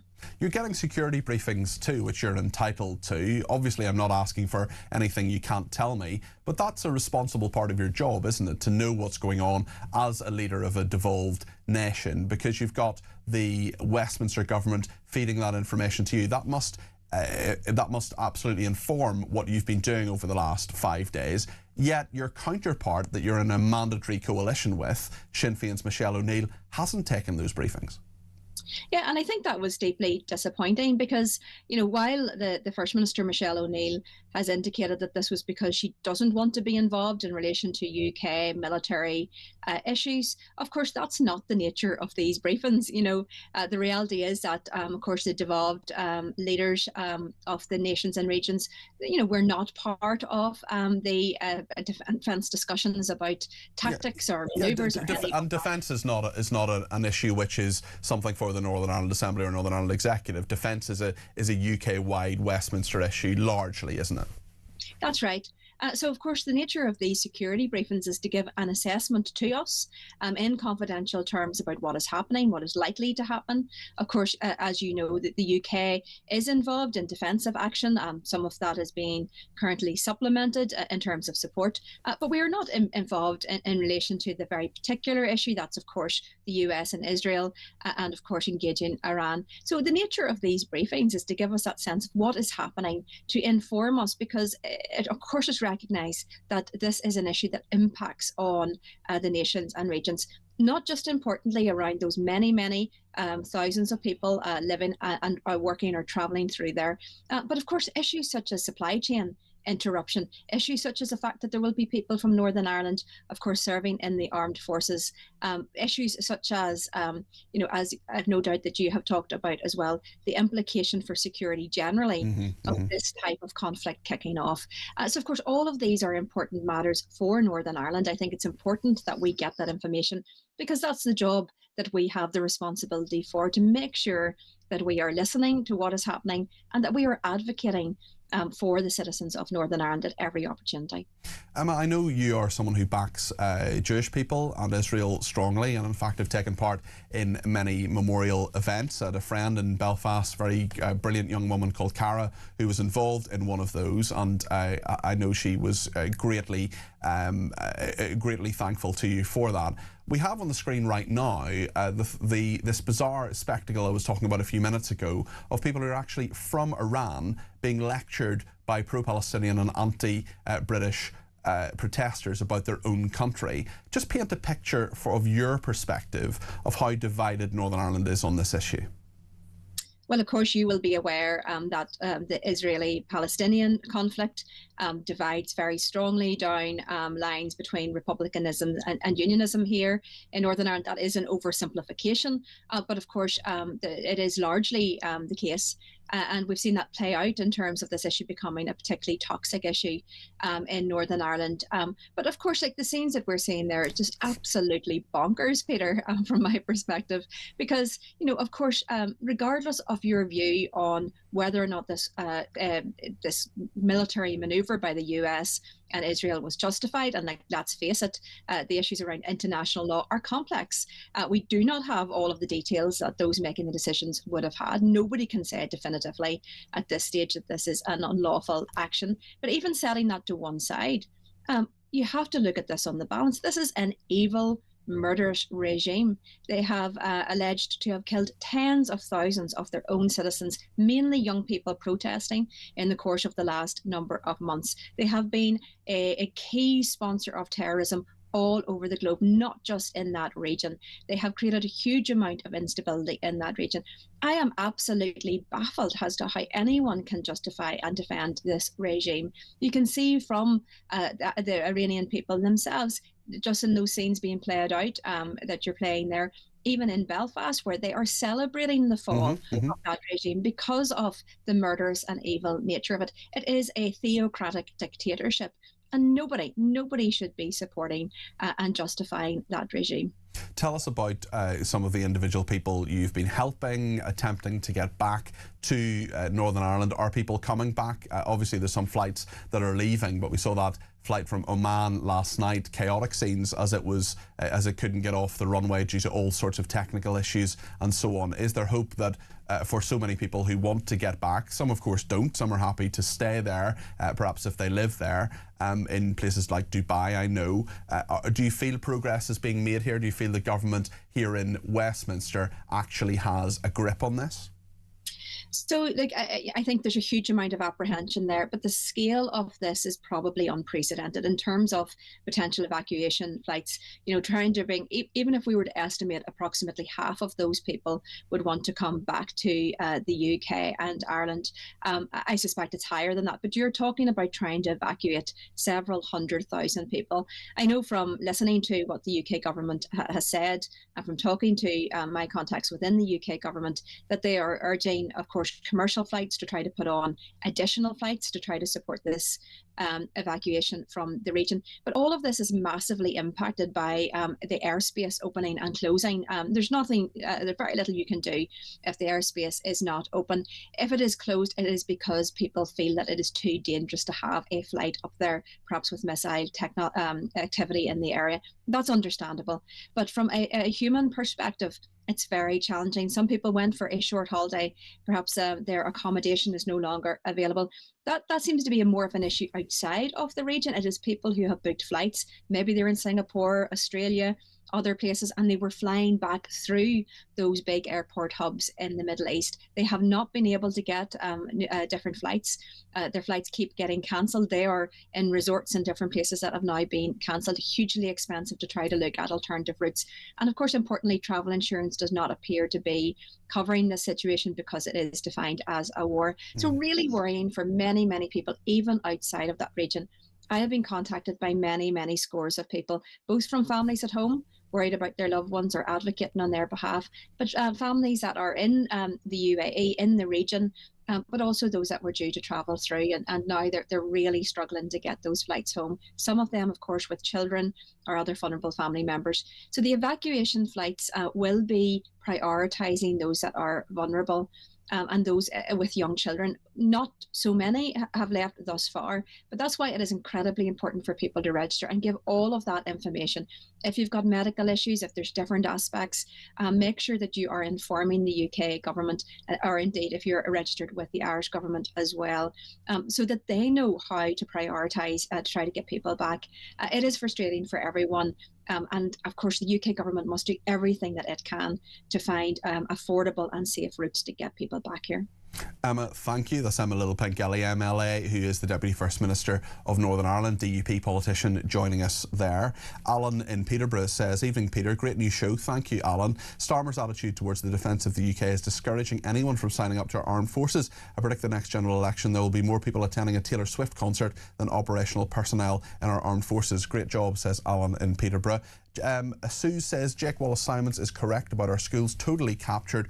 Homeschooling is the only solution to resisting the Marxist capture. I don't want people to be homeschooled. I'm not against it necessarily as a concept, but I do think the children need to socialise with other children. But I also understand how many people are worried about what's being taught in our schools at the moment. We're going to talk a little bit later on about the people in Dubai who are leaving their pets there as they go, as they leave that region. And Lady Charlene has been in touch. Her avatar, her photo on Twitter, I should say, is a photo of a dog, or a little cartoon of a dog. She says, "This is disgusting. I'd rather die with my dogs than live with the knowledge that I'd abandoned them and left them to starve to death. Hashtag animal abuse, hashtag animal cruelty." Thank you to Elisa in Chelmsford, who says, regarding illegal immigration, Shabana has now invited every illegal immigrant family who wants £40,000 to come straight to us. I think that's a fair point. I wonder if this is actually incentivising people. Elisa continues, "I've never trusted her because we're anti-Zionist activism. Anyone who is against Zionism is not to be trusted. She's merely trying to put several plasters on a large wound, and it simply will not work." So thank you for that. Another one from Tad, who says, "Apologies for using this phrase before, but it carries a lot of weight now. Eisenhower once said, just because one side wants peace doesn't make peace. Simply put, we have to stand up to dangerous bullies, and I can think of no bigger or more dangerous bully than the unstable religious nutcases who rejoice in the wanton extermination of others," says Tad. Lots of really, really good messages from people who are in touch this evening, and Nat has got back in touch from Tel Aviv, says she's back in the shelter but still listening on the Wi-Fi, so thank you for that. There are so many people in Israel and various other places cowering in fear because of what's happening here, although of course in those shelters we've seen many people actually happy and celebrating because Ayatollah Ali Khamenei is dead, and there is a hope of peace and indeed prosperity and freedom, crucially, in Iran. So much to discuss. So many people saying actually it's illegal. Is it? We'll talk to Natasha Hausdorff, who's a barrister and legal director at UK Lawyers for Israel. She'll join us next to give us her legal opinion on all of this. I think you might be surprised at what she has to say. I'm looking forward to the interview. I hope you are too. If you want to contact me and comment on anything we're discussing this evening, you know the number by now, 0344 499 1000.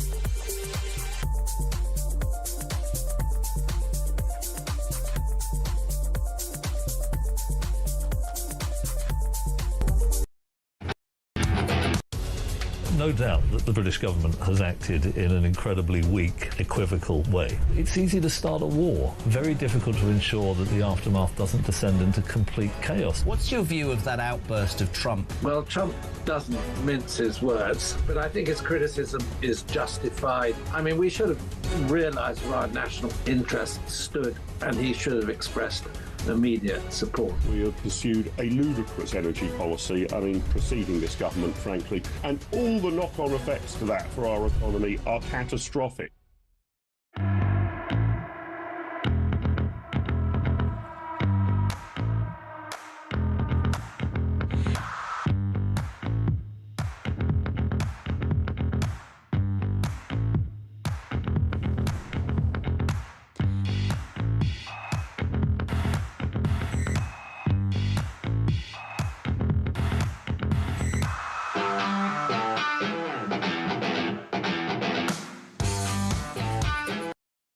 Across the UK, on DAB+, on YouTube, on your mobile, and on your side. This is Talk. There are so many people who are saying, without really knowing what they're talking about actually, that this is an illegal war, that international law has been broken.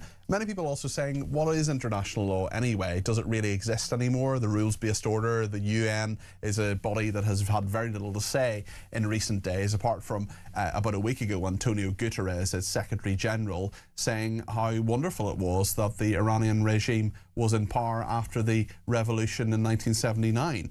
Natasha Hausdorff is a barrister and legal director at UK Lawyers for Israel and joins me now. Natasha, great to have you on the programme again. Lovely to talk to you. And I just wonder what you make of all of this, because there's so many people, you know, if someone comes up to you and goes, right, Natasha, this is an illegal war, this shouldn't happen, it's illegal, what would you say to them? Under which law? In a word or a short sentence. But I think the two phenomena that you've raised are really linked. Of course, people are going to say, well, what value does international law have if two democracies that are fighting for Western civilization, the US and Israel, cannot lawfully target the biggest state sponsor of terrorism in the context of an ongoing armed conflict that Iran has been waging, I'd say, against Israel, but also against the United States. Sorry, the noise in the background are more missile attacks on Tel Aviv. So my phone is letting me know that that's happening. I'm actually getting live updates from someone who, Nat, who is one of our viewers in Tel Aviv, and she's listening on the 5G in the shelter right now to what you and I are saying. So we're keeping right across all of this. But sorry, Natasha, continue. Well, the two issues that you've raised of people saying, well, what value does international law have, I think is inextricably linked with this false messaging that these strikes violate international law. And we've recently had, of course, leaks of these conversations in the cabinet, Ed Miliband objecting very strongly to Trump and very strongly to what he called this Iran thing. And it seems policy, therefore, being made on the basis of that, perhaps also on the basis of legal advice from Lord Hermer, but any advice that suggests that Israel was not lawfully able to target military sites within Iran, given that Iran has been waging this armed conflict against Israel for decades now, both through its proxies and more recently directly in sending ballistic missiles to Israel, is deeply, deeply flawed.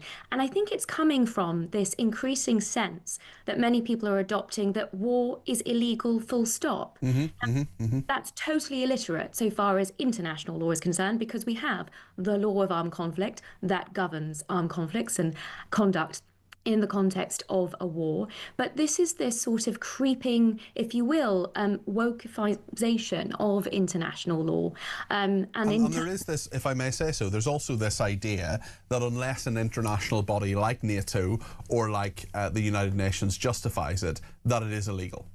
Well, that's completely contrary to the very essence of the inherent right of self-defense, which is recognized by international law. It's only in specific instances, for example, if you were looking to the doctrine of the responsibility to protect. So if the justification had been, we're going into Iran to protect the Iranian civilians who have been slaughtered in their tens of thousands by this regime, then in the framework of international law, to exercise the responsibility to protect, there is a requirement to have Security Council authorization, but not to act in self-defense, either in the course of an armed conflict, as I've described vis-a-vis Iran and Israel, or as the Americans have provided in terms of additional justification as preemptive self-defense against an imminent threat of nuclear weapons being acquired and used, as the Islamic regime in Iran has threatened on numerous occasions. Yeah, I mean, that is fascinating. And I mean, what you're talking about as someone who knows the law backwards, Natasha, is what so many people are saying is ignorance, really, isn't it? It's a trope, it's a cliche to simply say that this is the case. Certainly, if you're Tony Blair 20 years ago and you go down the route of wanting UN authorization, not getting it, and then going to war, was that illegal? Are you happy to say that? Because that's not what has happened now with America and Israel. They didn't ask anybody's permission, not that they should have to, they simply went for it. And went for it, setting out the justifications as President Trump did. I think that it's even worse than I'd previously anticipated over the last few days, trying to make sense of what this position was. I've heard increasingly suggestions also from prominent commentators that a stronger state may not strike a weaker state. And that leads me to think that we are seeing this sort of woke ideology infect how international law is being spoken about. It's also nonsense, sorry to interrupt you, but it's also complete nonsense when you look at what Iran has done in retaliation. You know, the UAE and Bahrain are not stronger military nations than Iran is.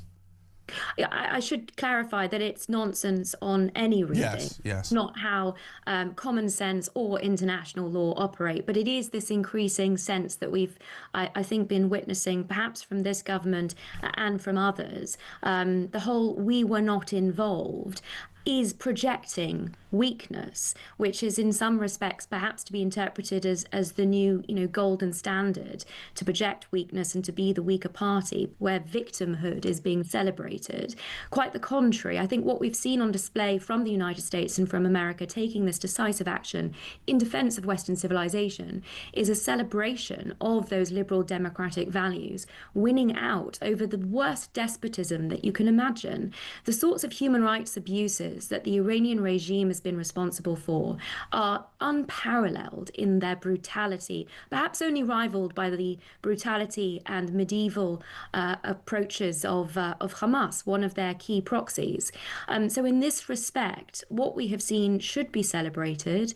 The dithering, the dilly-dallying, the protestations of not being involved have, unfortunately, I think, sought to lower the United Kingdom in the estimation of the rest of the world. And if anyone is coming off badly in the situation, quite apart from, of course, the Iranian regime, at the moment, it seems to be Spain and the UK that have been those who have lost the most face over the last week.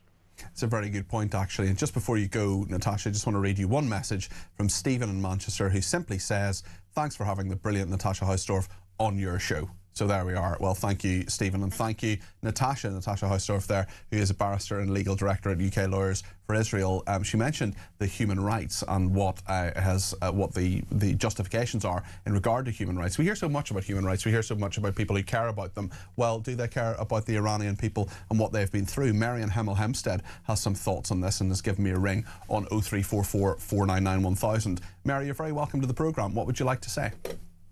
Well, for a start, as my late husband used to say, we hear about human rights. What about human wrongs? Absolutely. In regards to these vigils, as they call them, that are going on for this awful man, where is this Me Too movement and these feminists that should be being so gobby, defending women, this, that, and the other? We don't hear anything from them. Do you know where they are, Mary? They're in exactly the same place they were after rape was used as a weapon of war on the 7th of October when Hamas terrorists attacked Israel. They are nowhere. They're at home. They're doing nothing. They're saying they care about women's rights. They're saying that rape is a dreadful thing, which of course it is, but they're not saying it in those cases because Israel's always wrong, and we have to be against what America and Israel do. It is hypocrisy of the highest order. Well, people are saying, why didn't we know about what was coming if they couldn't see what was happening? I don't know. They must have been blind. But the problem is that with this awful man Starmer, a lawyer, he sees everything. He hides behind the law for everything. With regards to Chagos, he's hiding behind the law there. With regards to going in here, again, he's hiding behind the law. That is all his brain thinks of, is law, law, law. And this international law, when did that suddenly appear? Well, it's been around for a while, but certainly the question, Mary, is, as Natasha Hausdorff said, if what is happening is against international law, which international law? Give us chapter and verse. Mary, thank you for your thoughts. That's Mary in Hemel Hempstead there. Joanna in Salisbury says, hi, Cardi P. Hi, Joanna.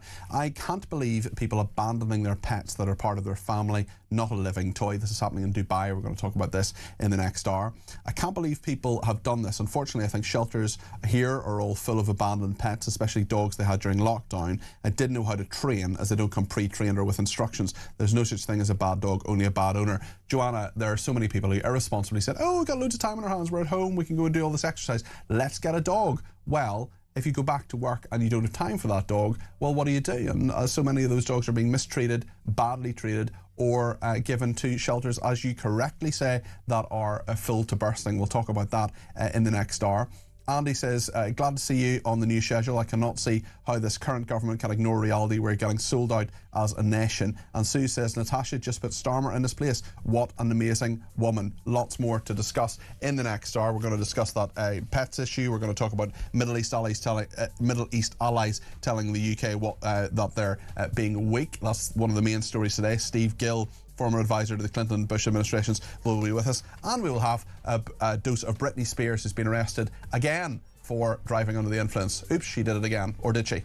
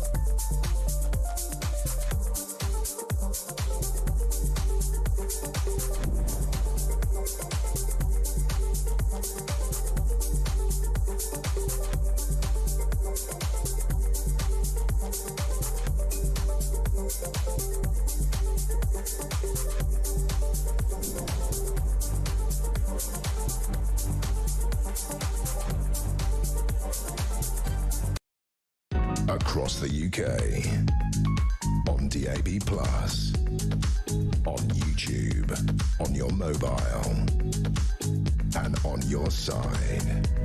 This is Talk.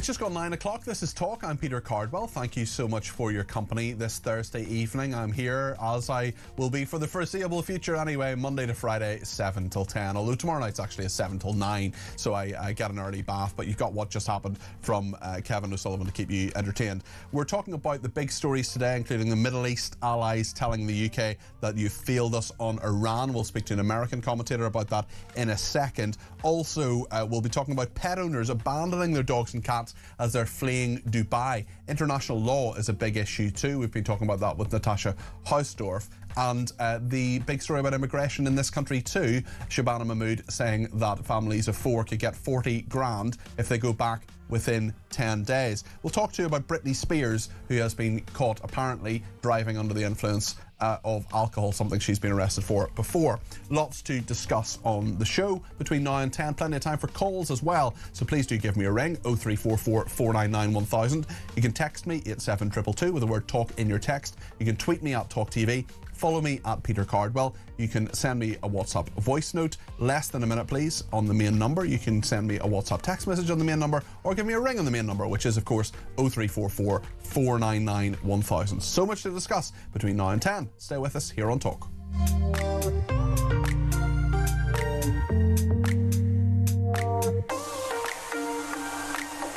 Becca, I think, has perhaps less sympathy for Britney Spears, as she sent a laughing emoji. Oops, she did it again, got drunk and then drove. Oh, baby, baby, how was she supposed to know? And so on. Yes, we will be having some excellent puns later on, although obviously someone driving under the influence is no laughing matter. Poor old Britney Spears. She does seem to have quite a difficult life, it must be said. On the BBC as well, Kath has been in touch and says the BBC is so biased, but unfortunately some people think it's the news. Could any government stop the licence fees so the BBC say what they have to by whoever it is in government and keep the licence fee money rolling in?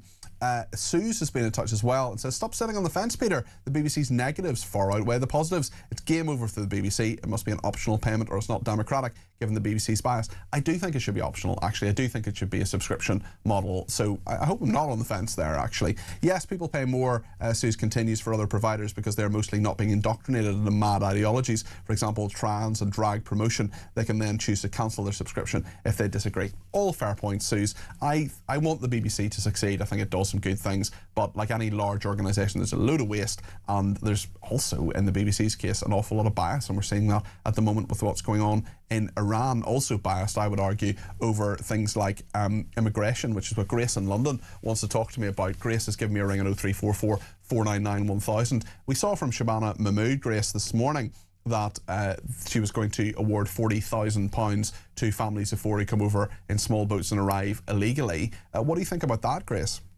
I'm just racking my brain for Britney Spears puns at the moment. I guess you shouldn't drive intoxicated or something. I don't know. But I think is she not that innocent? You know, there's so many to do. Yeah, absolutely, Grace. Yeah. I feel I need to know more about the details of the story regarding handing out such huge amounts of money, and I wonder exactly which pot that's coming from, because a bunch of the money no matter which pot it's coming from you and me, Grace. It's coming from taxpayers in this country. I mean, a bunch of the money that's spent on hotels comes out of the overseas aid pot.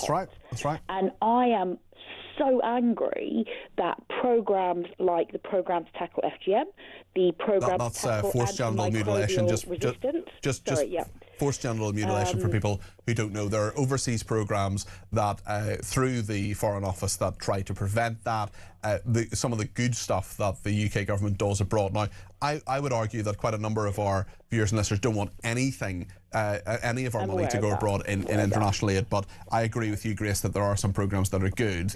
I've just been reading up on the Fleming Fund, which was tackling antimicrobial resistance. That's been cut and meant to see cuts to overseas aid. And I'm thinking, if they had to cut things like that, and they also cut atrocity prevention in Sudan, we should be helping those people in Sudan where they are, not handing out enormous amounts of money to just a few people who are here. When you spend money in the poorest parts of the world, it makes far more impact pound for pound. So if we're going to help refugees, why on earth would you give 40,000 to a single family when that could do so much for people who are actually in those war zones? Obviously, it's also important that it goes to the people who are genuine refugees and not just to people who've come here because they think the streets paved with gold. It's also the question I worry about, which is, are we actually incentivising those people by saying, come here, the four of you, and get 40 grand. Grace, thank you for that. John's in Belfast and has some thoughts on Iran, what we're talking about. Front page of the Times today, allies around on weak UK. This has dominated the day. The Prime Minister talking about this a little bit earlier as well. John, what's your view? You're very welcome to the show. Well, my view on it is coming from Northern Ireland, and we know what it's like with the terrorist threats and all.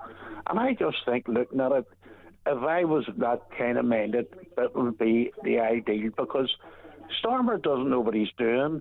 I don't think he's really interested in recovering and protecting the country. Number two, if anything does happen, you'll get the typical crime, oh, we'll hunt them down to the earth and we'll not let them go anywhere.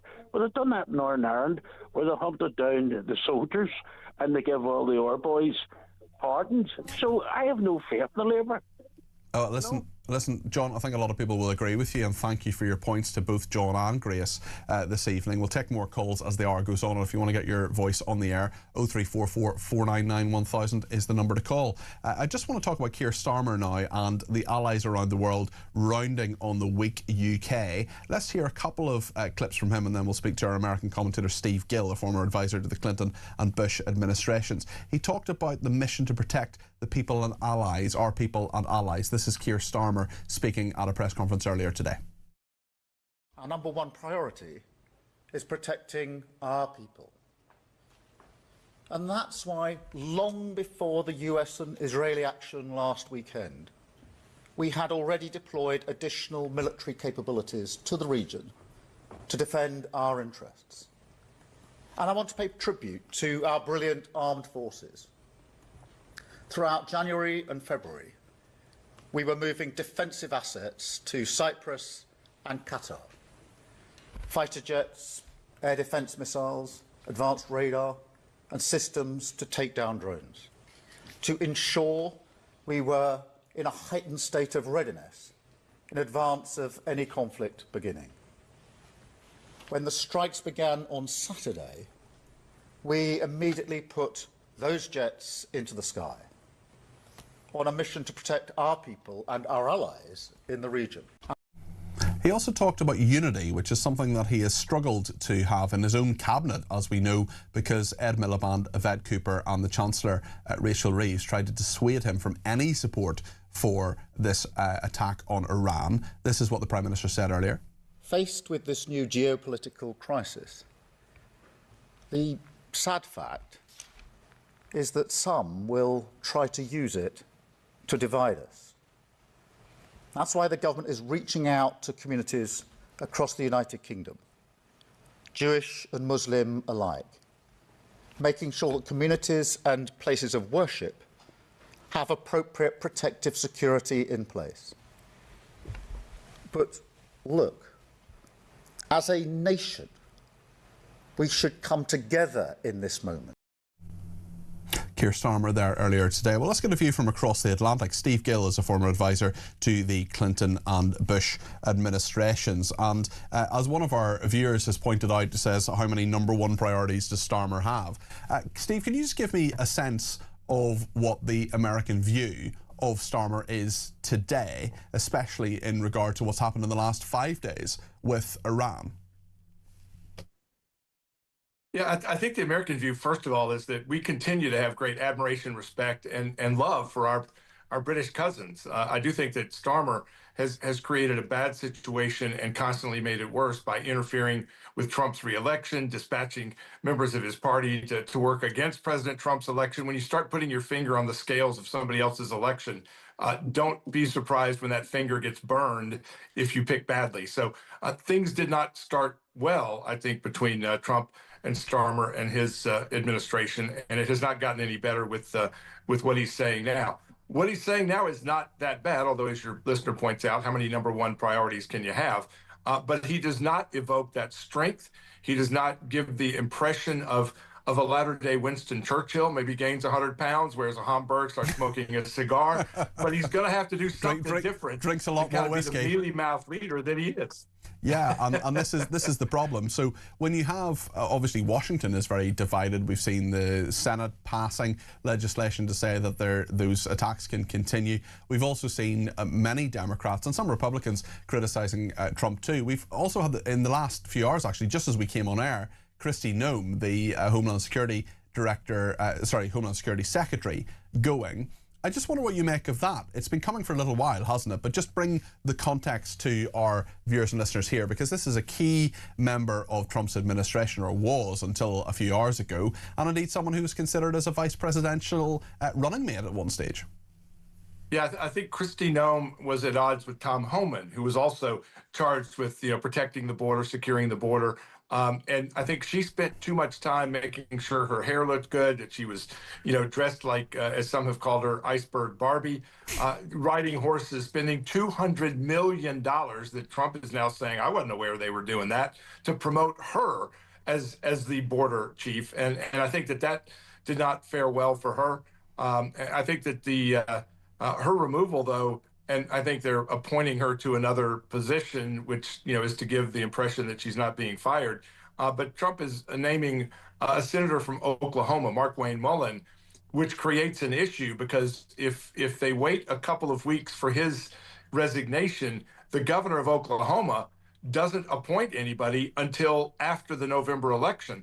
In the next 2 weeks, the governor there has to fill this slot, which means Markwayne Mullin has to resign now, because of their laws in Oklahoma that you can't appoint somebody if you get too close to their primaries. So there's a lot of moving parts in Washington right now, not the least of which is what's going on in Iran and with our allies, but also domestically. We've just had another issue created by whether or not the Republican slim majority in the Senate could lose a seat between now and November.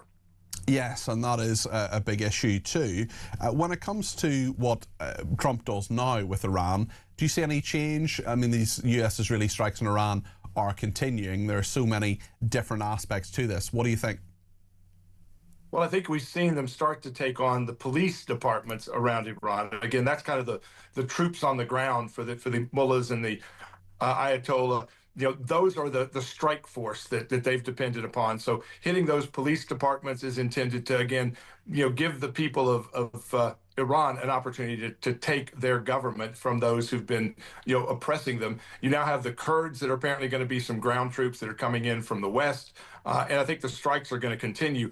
It's important to remember, and I think the Trump administration has to keep hammering this home. There were 3 priorities. One, to make sure Iran didn't get nuclear weapons, and I think we've seen them attacking their neighbors, which underlines why you don't want them to have nukes. And then using ballistic missiles to attack their neighbors and try to stretch their reach, not only to Europe and Great Britain, but also to the U.S. They have to be deprived of the ability to hit anybody outside their territory. And then the third goal was to make sure they didn't fund terrorism around the world.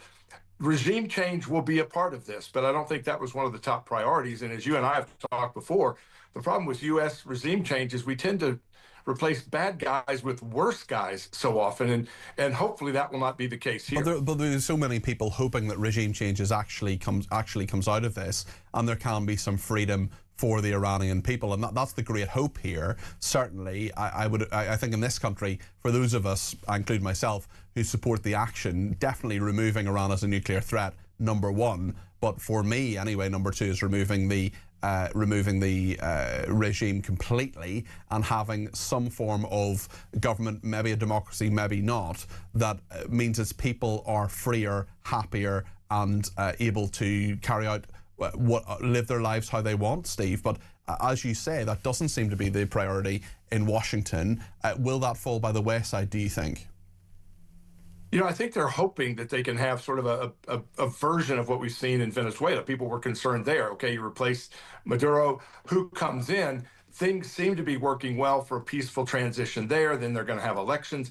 I don't know that it's the same model that can be applied to Iran, because, again, the people can march in the streets. They can wave flags. Flags don't outdo guns. Flags don't outdo the guys on motorcycles killing people, tens of thousands in recent weeks. So, again, there's going to have to be some better option in the near future. And, maybe the Kurds, maybe some of what Israel's doing, maybe the people in Iran can rise up and replace their government. That's certainly the hope. But again, I think it's a bit of a tougher reach than we're seeing in Venezuela right now. Steve, thank you. Steve Gill, former advisor to the Clinton and Bush administrations. Lots of people getting in touch about this animal story as well. We'll be speaking to Dominic Dyer. We spoke to him last night. We're speaking to him again tonight because I've been absolutely appalled by some of the detail that's coming out of Dubai about people abandoning dogs and cats and other animals as they flee. Angie says, hi Cardi P, anyone abandoning their pets in Dubai should be banned from ever having animals again. They're family. I couldn't bear to leave my 2 cats and would make every possible effort to take them with me. I think so many people feel the same way. You know how I feel about my cat Jack. He's family. I see him as the closest thing I'm likely to have to a son, actually. And the thought of abandoning him for any reason is just an absolutely horrifying one. We'll talk to Dominic Dyer about that in a minute or two. And we'll talk to you. Lots of people want to get in touch. Reform, Starmer, international law. That call from Joanne a bit earlier on, as well as definitely people want to get in on that. We will try to take some calls. The state of our military as well. Whatever you want to talk about, there's plenty of time between now and 10 o'clock. We're also going to talk about Britney Spears, who's been arrested again for driving under the influence of alcohol or drugs. We don't know. Her life appears to be spiralling again, which is very sorry to see, a real shame to see. Lots to discuss on that too, so stay with us here on Talk.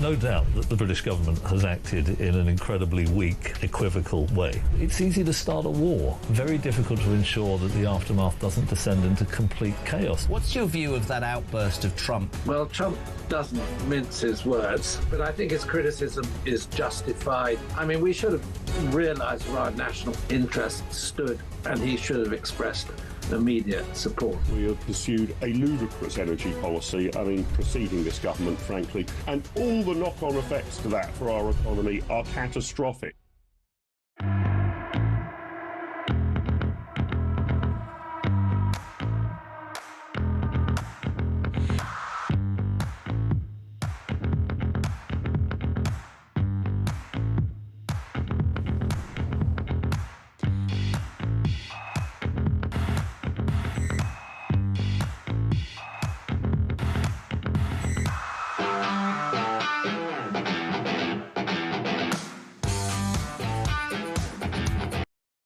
Across the UK, on DAB+, on YouTube, on your mobile, and on your side.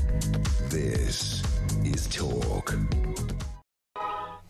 Britney Spears, the celebrity and singer, has been braking and swerving in and out of lanes. She was booked for drunk driving in Ventura County, California.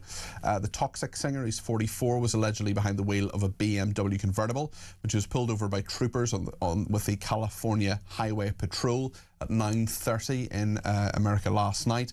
They said she was erratically braking, swerving and driving with no tail lights. Her manager, Kate Hudson, said that the singer's arrest was an unfortunate incident. This was an unfortunate incident that is completely inexcusable. Britney is going to take the right steps and comply with the law, and hopefully this can be a first step in a long overdue change that needs to occur in Britney's life. Hopefully she can get the help and support she needs during this difficult time. Her boys are going to be spending time with her. Her loved ones are going to come up with an overdue needed plan to set her up for success, for well-being. There have been all sorts of interactions with authorities from Britney Spears over the years. Lottie Hume is a senior Sun showbiz reporter who's with us now. Lottie, yet another very sad thing in Britney Spears' life. I know. Hi, Peter. It's honestly absolutely awful. Britney's life, it has, although she's had such a successful pop career, there's no denying that over the years it's really been tainted by a lot of troubling things happening for Britney. And this, you know, being the latest thing to have happened. As you said, she was arrested in Ventura County, California on Wednesday night for driving under the influence. A caller at the time reported that her black BMW convertible, like you said, was swerving, braking, erratically kind of going between the lanes without tail lights. She was taken to hospital for a blood test to determine, you know, whether she was under the influence. And her car's been impounded. I've seen that reports say that it's not yet been picked up, reportedly, but it is shocking. I think one of the most shocking things that's happened off the back of this that her fans will think is that Britney's deleted her Instagram account. And, you know, she has 42 million followers on there. And if you know Britney and if you follow her, you'll know she posts avidly. She's posting every single day. And there have been some bizarre posts and videos recently. I am not a mental health expert by any stretch of the imagination, but a lot of her behaviour would indicate that things are spiralling. Absolutely, but I think that's been going on for years, to be honest with you. I think, you know, since she's had her Instagram, she uses it all the time, but it's these dance videos. I don't know if you've seen them, but these are kind of the videos that people have really kind of taken issue with, and they've said, you know, please help her. She needs obvious help. Some of the things she posts. Her manager's talking about that certainly in the statement I was reading out there. Yeah. Kate Hudson, you know, he said that, you know, that they're obviously not saying this isn't what's happened. They've said it's completely inexcusable. They've held their hands up and said something needs to change. And actually looking at fan reaction online, a lot of people are saying, you know, they obviously feel for her because she's got so many fans across the globe.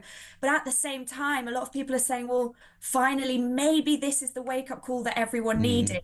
Also, sorry, go ahead. Go ahead.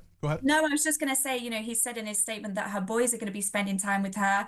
We know that Britney very rarely sees her sons. So it's kind of this thing where maybe it's going to bring them closer together. And in one of those videos, we see her dancing with knives as well. I mean, it's hard to believe it's nearly 20 years since she was hospitalised on a psychiatric hold after she locked herself in a bathroom with her two sons. And that was sort of a month after that she was placed into that indefinite conservatorship. That has now ended, and there was a whole sort of Free Britney movement there as well. I remember watching a documentary about it. I just wonder whether that was wise and what people are saying about that. Clearly she is someone who needs help with dealing with her own life.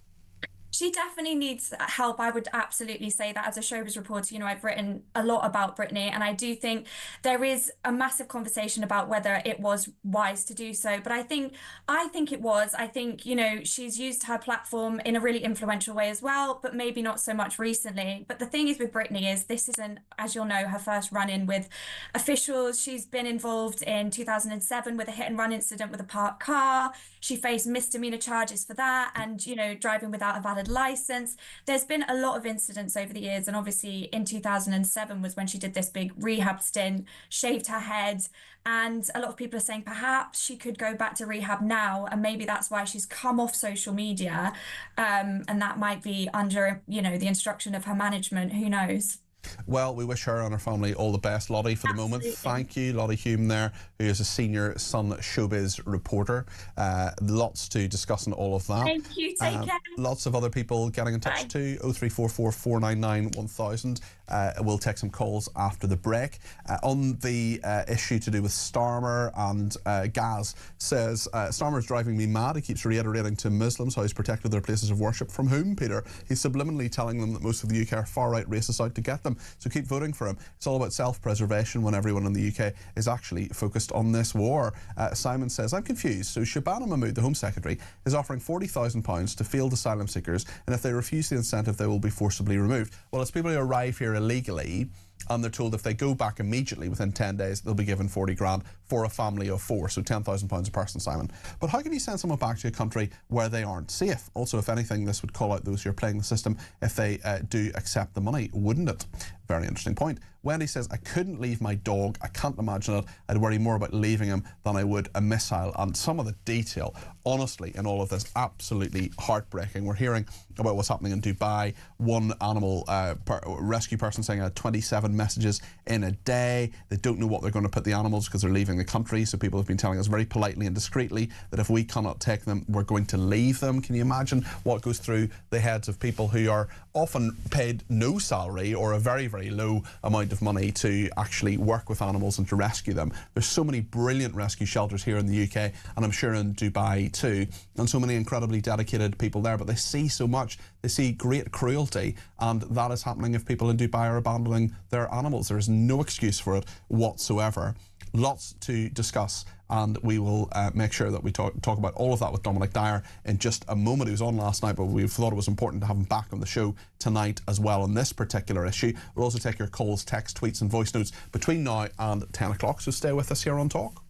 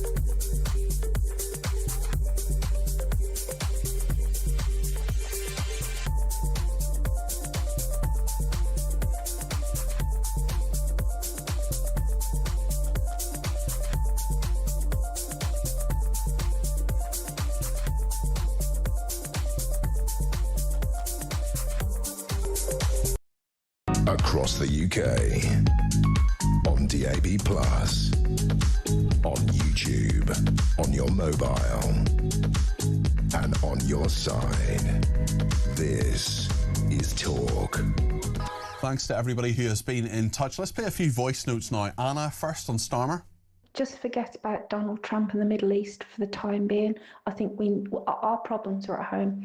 This man can no longer protect us internally. We are at the mercy of illegals. There are stabbings and rapings every day. The economy is down the pan. And today he proved that he cannot protect us externally. I think he has defaulted in his duty to the British people. Anna, thank you. Wayne has also been in touch on Starmer.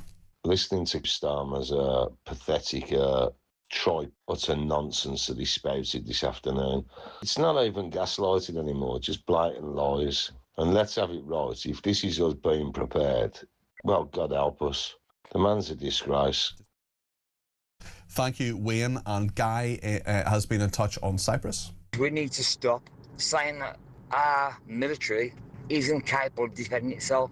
It's not under attack. It had 3 drones, 2 intercepted. It doesn't need another naval vessel because our allies are there with vessels. That's the point of allies. Not to join wars that aren't legal, not to join wars for regime change, but to protect each other when we're attacked. Guy, thank you. We're very happy to have a diversity of opinions, and if you want to get in touch in the next 29 minutes, Plenty of time for calls, 0344 499 1000. But I just want to talk now about something that's really, really disturbed me and worried me. Of course, I deeply care about British people and so many others who have been caught up in this dreadful, dreadful war. It's a horrible thing, but of course, if it leads to the emancipation of the Iranian people, well, then I can absolutely get on board with it. And Iran not being a nuclear power, good. The problem is that when people are leaving Dubai, often getting out very quickly, they're sometimes leaving their pets. Some of the detail is really quite disturbing.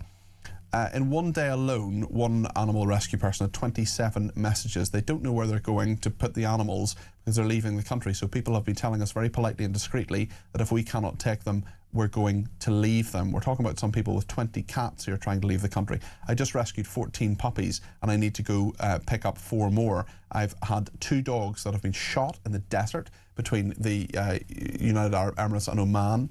Others receiving reports of a dog that has been tied so tight to a lamppost that his collar ripped his throat. They're still looking for that dog. At the point of this post, people are literally dumping cats in front of my shelter and veterinary clinics. It's selfish and heartless. There's absolutely no reason to panic at all. Let me tell you that this government has got everything under control, speaking about what's happening in Dubai. Well, Dominic Dyer was on with us last night for a very positive story about how a dog can make your life longer and happier. Dominic, on a really disturbing point of this, and animal welfare campaigners and people who work in shelters, vets as well, often see mistreated animals. There are people, including in Dubai, very rich people who will have spent an absolute fortune on these animals, not just buying them, which they shouldn't do. They should get them from rescue shelters, but also feeding them and looking after them and having dog walkers and so on. And now they're abandoning them. It is absolutely shameful, Dominic. Yes, but it's probably not a surprise. There's over 1.5 million animals in the UAE, predominantly in the Dubai area, and it's got a high standard of living, and a lot of people have dogs, you know, status symbols. There's a lot of money in the veterinary care and all the issues around, you know, looking after those animals. But suddenly you've got this, you know, great wave of people trying to get out, and they're not going out through land routes, they're going out through air routes. So they just can't take the animals with them. And this is going to lead to a problem unless the government's got some sort of safety net process in place. And I'm talking to people in the region, they're telling me that it's just not there. You know, there's quite strict regulation for owning animals in the UAE. You've got to have them microchipped and registered. You've got to keep them on a lead and muzzled in public areas. So there's actually a lot of good things that they have in place to ensure that dogs are looked after and not a danger to the public. But I think all that's breaking down, to be quite honest, and I think people are trying to get out and animals are being dumped. And, you know, there's no real safety net to look after the number of animals that could suddenly be left and animals will be killed. And, you know, they might be dumped in the desert and shot and poisoned and all the other things that, you know, we're familiar with in Morocco and other places could start to happen. And also, you know, the wider region as well. You know, there's a lot happening in Lebanon at the moment. You know, people are getting out of areas around Beirut and taking animals with them. Seen some posts today with, you know, vans full of cats and things. You know, we always remember when there is war and conflict, animals will suffer as well as people. Regardless of what your views might be on who's right and wrong in these conflicts and who's fighting and killing each other, animals often suffer. And people obviously are trying to do what they can, but it is something that we should be aware of. Are there any animal charities that work in Dubai that also work in the UK or perhaps international ones that are trying to help here? Because this is a rapid, fast-moving situation. I'm sure 6 days ago there are people who would have said, I love my dog, I love my cat, I'd never abandon them, who are now in a situation where they are shamefully doing that. I think 2 or 3 things here probably. Firstly, there are some centres and rescue facilities in place, and often you find that expats are very much involved in that, and that's something that we should be very proud of. There will be lots of people, I think, now becoming increasingly aware of the problem, and I think it's good that this particular story is getting media attention and people that are picking up on it. I hope the authorities would actually do more as well, because I think obviously the authorities in Dubai are very concerned about the image of the place suffering as a fact of the conflict. Well, I think this could also be another damaging image problem. So let's hope they'll step up and do something. But yeah, I think you'll probably see that more people will actually start acting within the local community and hopefully at governmental level to start dealing with this, and that people should be more responsible. You know, they need to think about the consequences of fleeing and leaving animals when they've got no care system in place. If you think about it, actually, whoever leaves Dubai, there'll be lots of people that remain there. So there should be, you know, steps that people can take to ensure that their animals are looked after, even if it's for a temporary period when they're going to return, or if not, you know, someone else else is going to be able to look after them. But I think this is really important. It's very much at odds with what, you remember when the Ukraine war broke out, I was very much involved in working with the British government and getting refugees and animals in. And obviously I was criticised heavily with some others for getting animals out of Afghanistan, when we had the situation there. But it's always the issue for me is that we should think about these things. The connection between humans and animals in war zones is something that, is very much an issue that we should address and we should consider, and I think this is just another example of it. Dominic, thanks again this evening. Appreciate it. Dominic Dara there, animal welfare campaigner. It just is really, really disturbing, and I feel dreadful that this is happening to people and to animals as well. Brian says, evening Peter, how hypocritical is Starmer when back in July 2025 he put us on a war footing because of Russia? Is this within international law? Well, Mal is in Liverpool, and a new caller, I don't think we've spoken before. Mal, tell us your thoughts and why you've given us a call this evening. You're very welcome to the programme. Good evening to you, Peter. One of my concerns has been for quite some time regarding the illegal immigrants that's coming into the country. Mm-hmm. We don't know where they're from. All the reports in the past and recently have been, they come into these boats, they throw the ID away.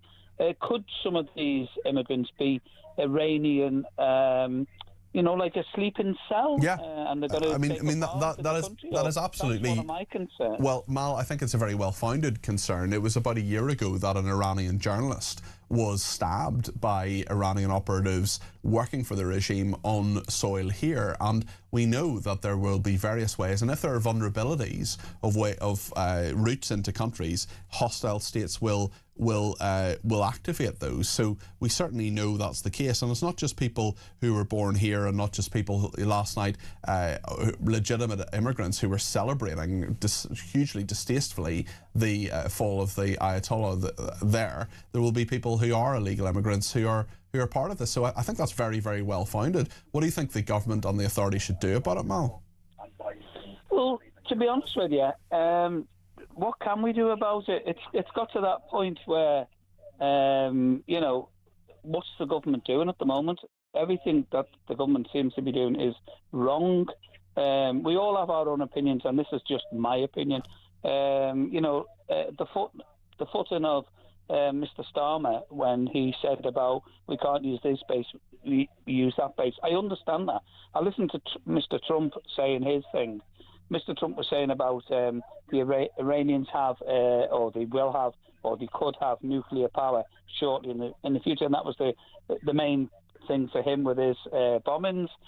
We also were told by that in the Afghan war, the Afghanistan or the Iraqi war, that there was weapons of mass destruction. That was the Iraq war, weapons of mass destruction, yeah. The Iraqi war, sorry, I apologise. No worries, it was a long time ago. Yeah, so, it was, but that's where I'm thinking as well, is Trump telling the truth?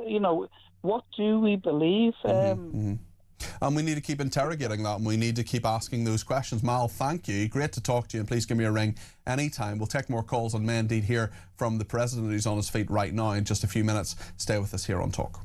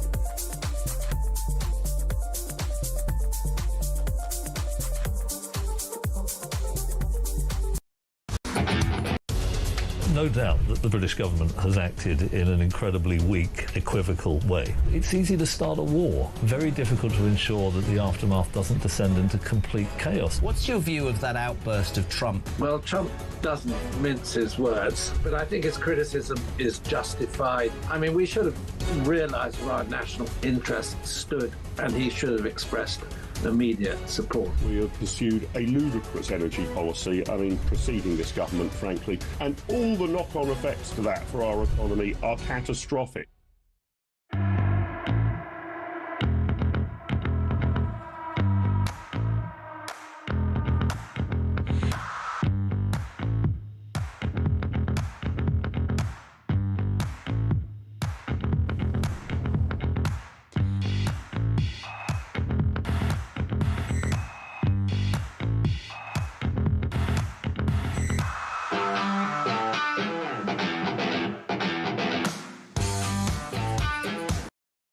Across the UK, on DAB+, on YouTube, on your mobile, and on your side. This is Talk. Let's go live to the White House on President Trump. You would say football, I would say soccer, but these are all countries that love football/soccer. And so I think the group likes it. And if you'd like, you could sit. I know I'm a very exciting speaker, but you can sit down if you'd like, okay? I'm looking at everybody standing. I'm saying, let's sit down. Because we're here to honor these great champions, and we want to take our time, right? Let's get to the reason that we're here, and it's a beautiful reason, because we're honoring truly talented people. Today we're thrilled to host I think we've slightly missed the bit, unfortunately, where he was talking about Iran, giving a slight update there. Iran confident it could counter a ground invasion. He was speaking at the White House event, give a brief update there. We'll see if there are any lines that have come out of that we can bring you. We know that Nigel Farage, the Reform UK leader, is apparently meeting Donald Trump tomorrow as well. So, of course, on tomorrow night's show between 7 and 9, we'll bring you the latest on that. No doubt we'll have some Washington voices on that. Let's speak to Mark in Lincolnshire about Reform UK, actually, because they have taken on 2 Labour defectors, and Mark wanted to have a chat about that. You're very welcome to the programme, Mark. What would you like to say? Hi there, Peter. It's just I find it very interesting because, as you know, I've said this quite a lot of times on various shows on Talk. How many more red flags do people really want at the end of the day? This is a press conference that hasn't really been publicised at all for some strange reason. I can't think why that is. The one guy that sticks in my mind at this press conference because they were with Nigel as well, as tends to be the case because Nigel has to be there as well through everything. You've got this one guy, Sir Robin Wales, his name is. Yeah. Former Labour mayor of Newham, I believe, in London. And he's basically talking about how anybody can be British, blah, blah, blah. And he's actually quite sympathetic to refugees, is old Robin, and he actually wrote a article in, I think it was Spiked, it was, where he's talking about all this. And to be fair, he does sound a little bit more of an old school lefty, but he does go to great lengths to point out he's still very much a lefty. And then I think probably the most interesting bit, and I would think for any Reform supporter, that should be the most worrying bit, is when Nigel, at this press conference, then goes on to say, these are the first of many that will come, as you will see. But surely the point of any political movement is that you're appealing to people who've been in other political parties previously. We've a load of former Conservatives. Why not Labour as well? Because as the statistics and voting patterns would show, there are a lot of former Labour voters who are now either intend to or have voted for Reform UK. Yeah, fair enough. You can say that, but that's the same old shtick, isn't it? Really, at the end of the day, you're essentially. At the end of the day, the way I see this, Peter, is you essentially vote for the Uni Party in teal. That's basically what you're doing at this point. And your view is that Reform UK is no different from the Conservatives and Labour? They're absolutely no different. I have no faith that they would do any of the stuff they're talking about. Certainly on key issues, anything that's going to be branded them or get them criticism from the establishment or, the media. I just can't see it, because they're constantly chopping and changing on policies and positions. I just think that it's such a weak source version of what people people that were supporting reform, that have been voting reform, actually wanted. They seem to have lost. They seem to. They're still at 24. They're still at 24% in the polls, Mark. They're still the most popular political party in the polls. In some polls, they're still doing really well. In other polls, they're dropping points. Well, they've dropped points in almost all polls, but yes. I think at this point, Peter, it's potentially 3+ years out from an election. I think it's worthwhile waiting to see how this thing goes for the next year or year 18 months. See how things start panning out. You're always going to have me around. It's going to remind everybody of all the U-turns, which they've done plenty already. Reform. I think a lot of people will remember those U-turns, Mark, certainly. But listen, thank you for your call. I really appreciate it. That's Mark in Lincolnshire there. Alex is in Cardiff and says Trump should sanction Ed Miliband because he's a danger to democracy. Who's actually running the country at the moment? Is it Lord Hermer and Ed Miliband or Starmer? Would really appreciate your view, Peter. Well, Alex, it's a really interesting one because I do think that Keir Starmer can, because he's such a weak leader and because that weak leadership has then led to his own party and the tail wagging the dog and his backbenchers saying no to him on various things like welfare, for example, the welfare reforms that they tried to do.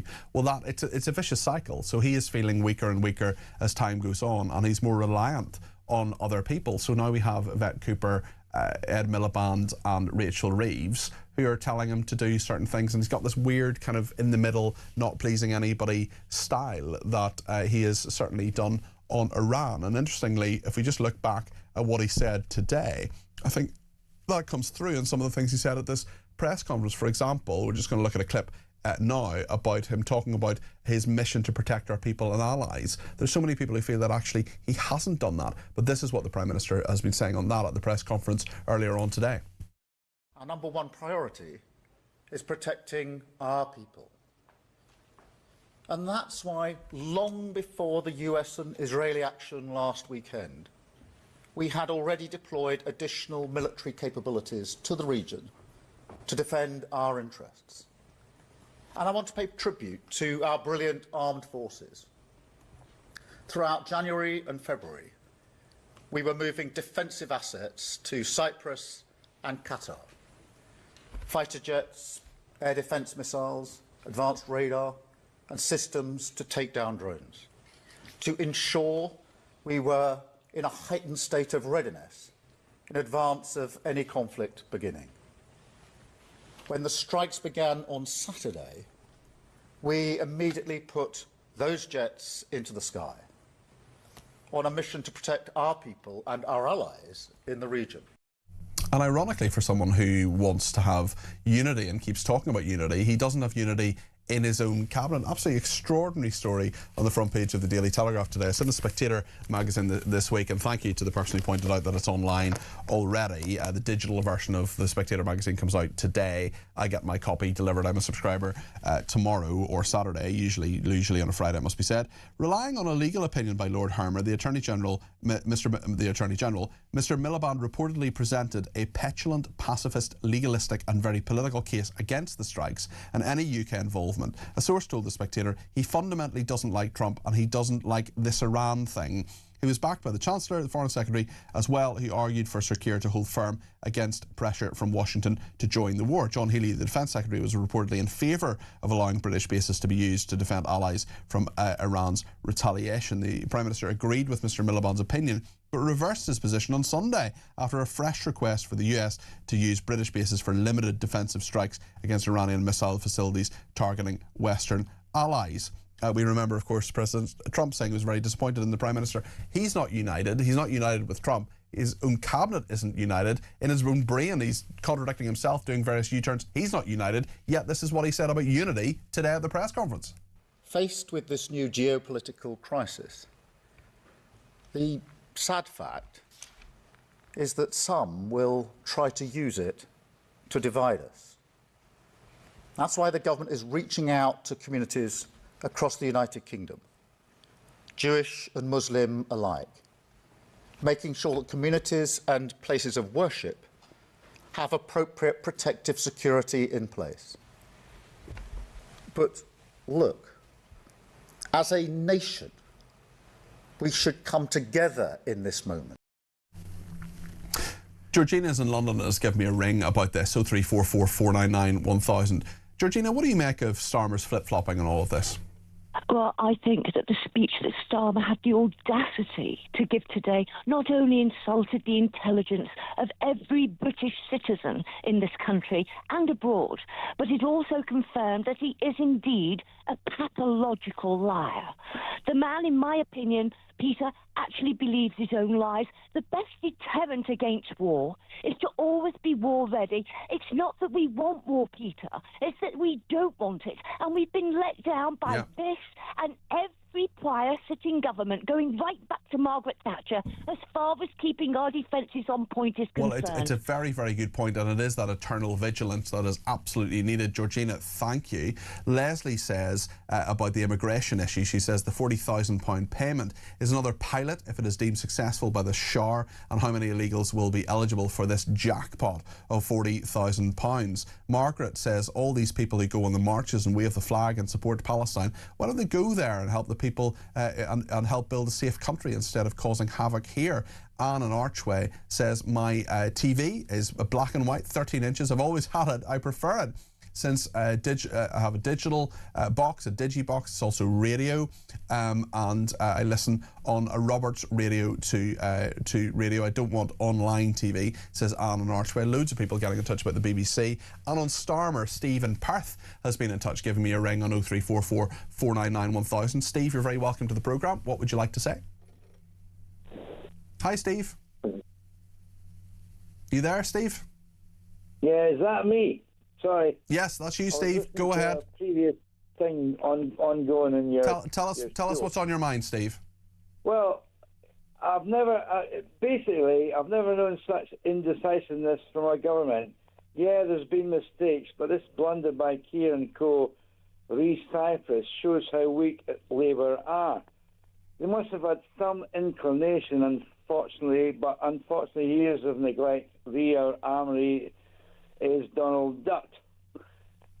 Did previous governments really think that the world was really safe since the debacle of the Iraqi war and the aftermath? You know, citizens of the UK never thought it was over. The chickens have come back to roost. Iran and their proxies were never going to give up. What a hole. Yeah, we should be out there in Cyprus now, not in 2 weeks. Yeah. France and Greeks doing their bit. Where are we? What an embarrassment. That's what I want to say. Well, I think a lot of people will agree with you, Steve, and that destroyer HMS Dragon still in port. There's a lot around about China as well. That Labour MP, her husband was arrested. She says that she has nothing to do with anything he's been up to, and that her family have been under a huge amount of scrutiny, including her 2 young children. Kemi Badenoch, talking to Keir Starmer, says that he needs to grow a backbone and treat China, which Joni Reid's husband David Taylor is accused of spying for and denies. Kemi Badenoch says we need to treat China like a threat. This is what she said.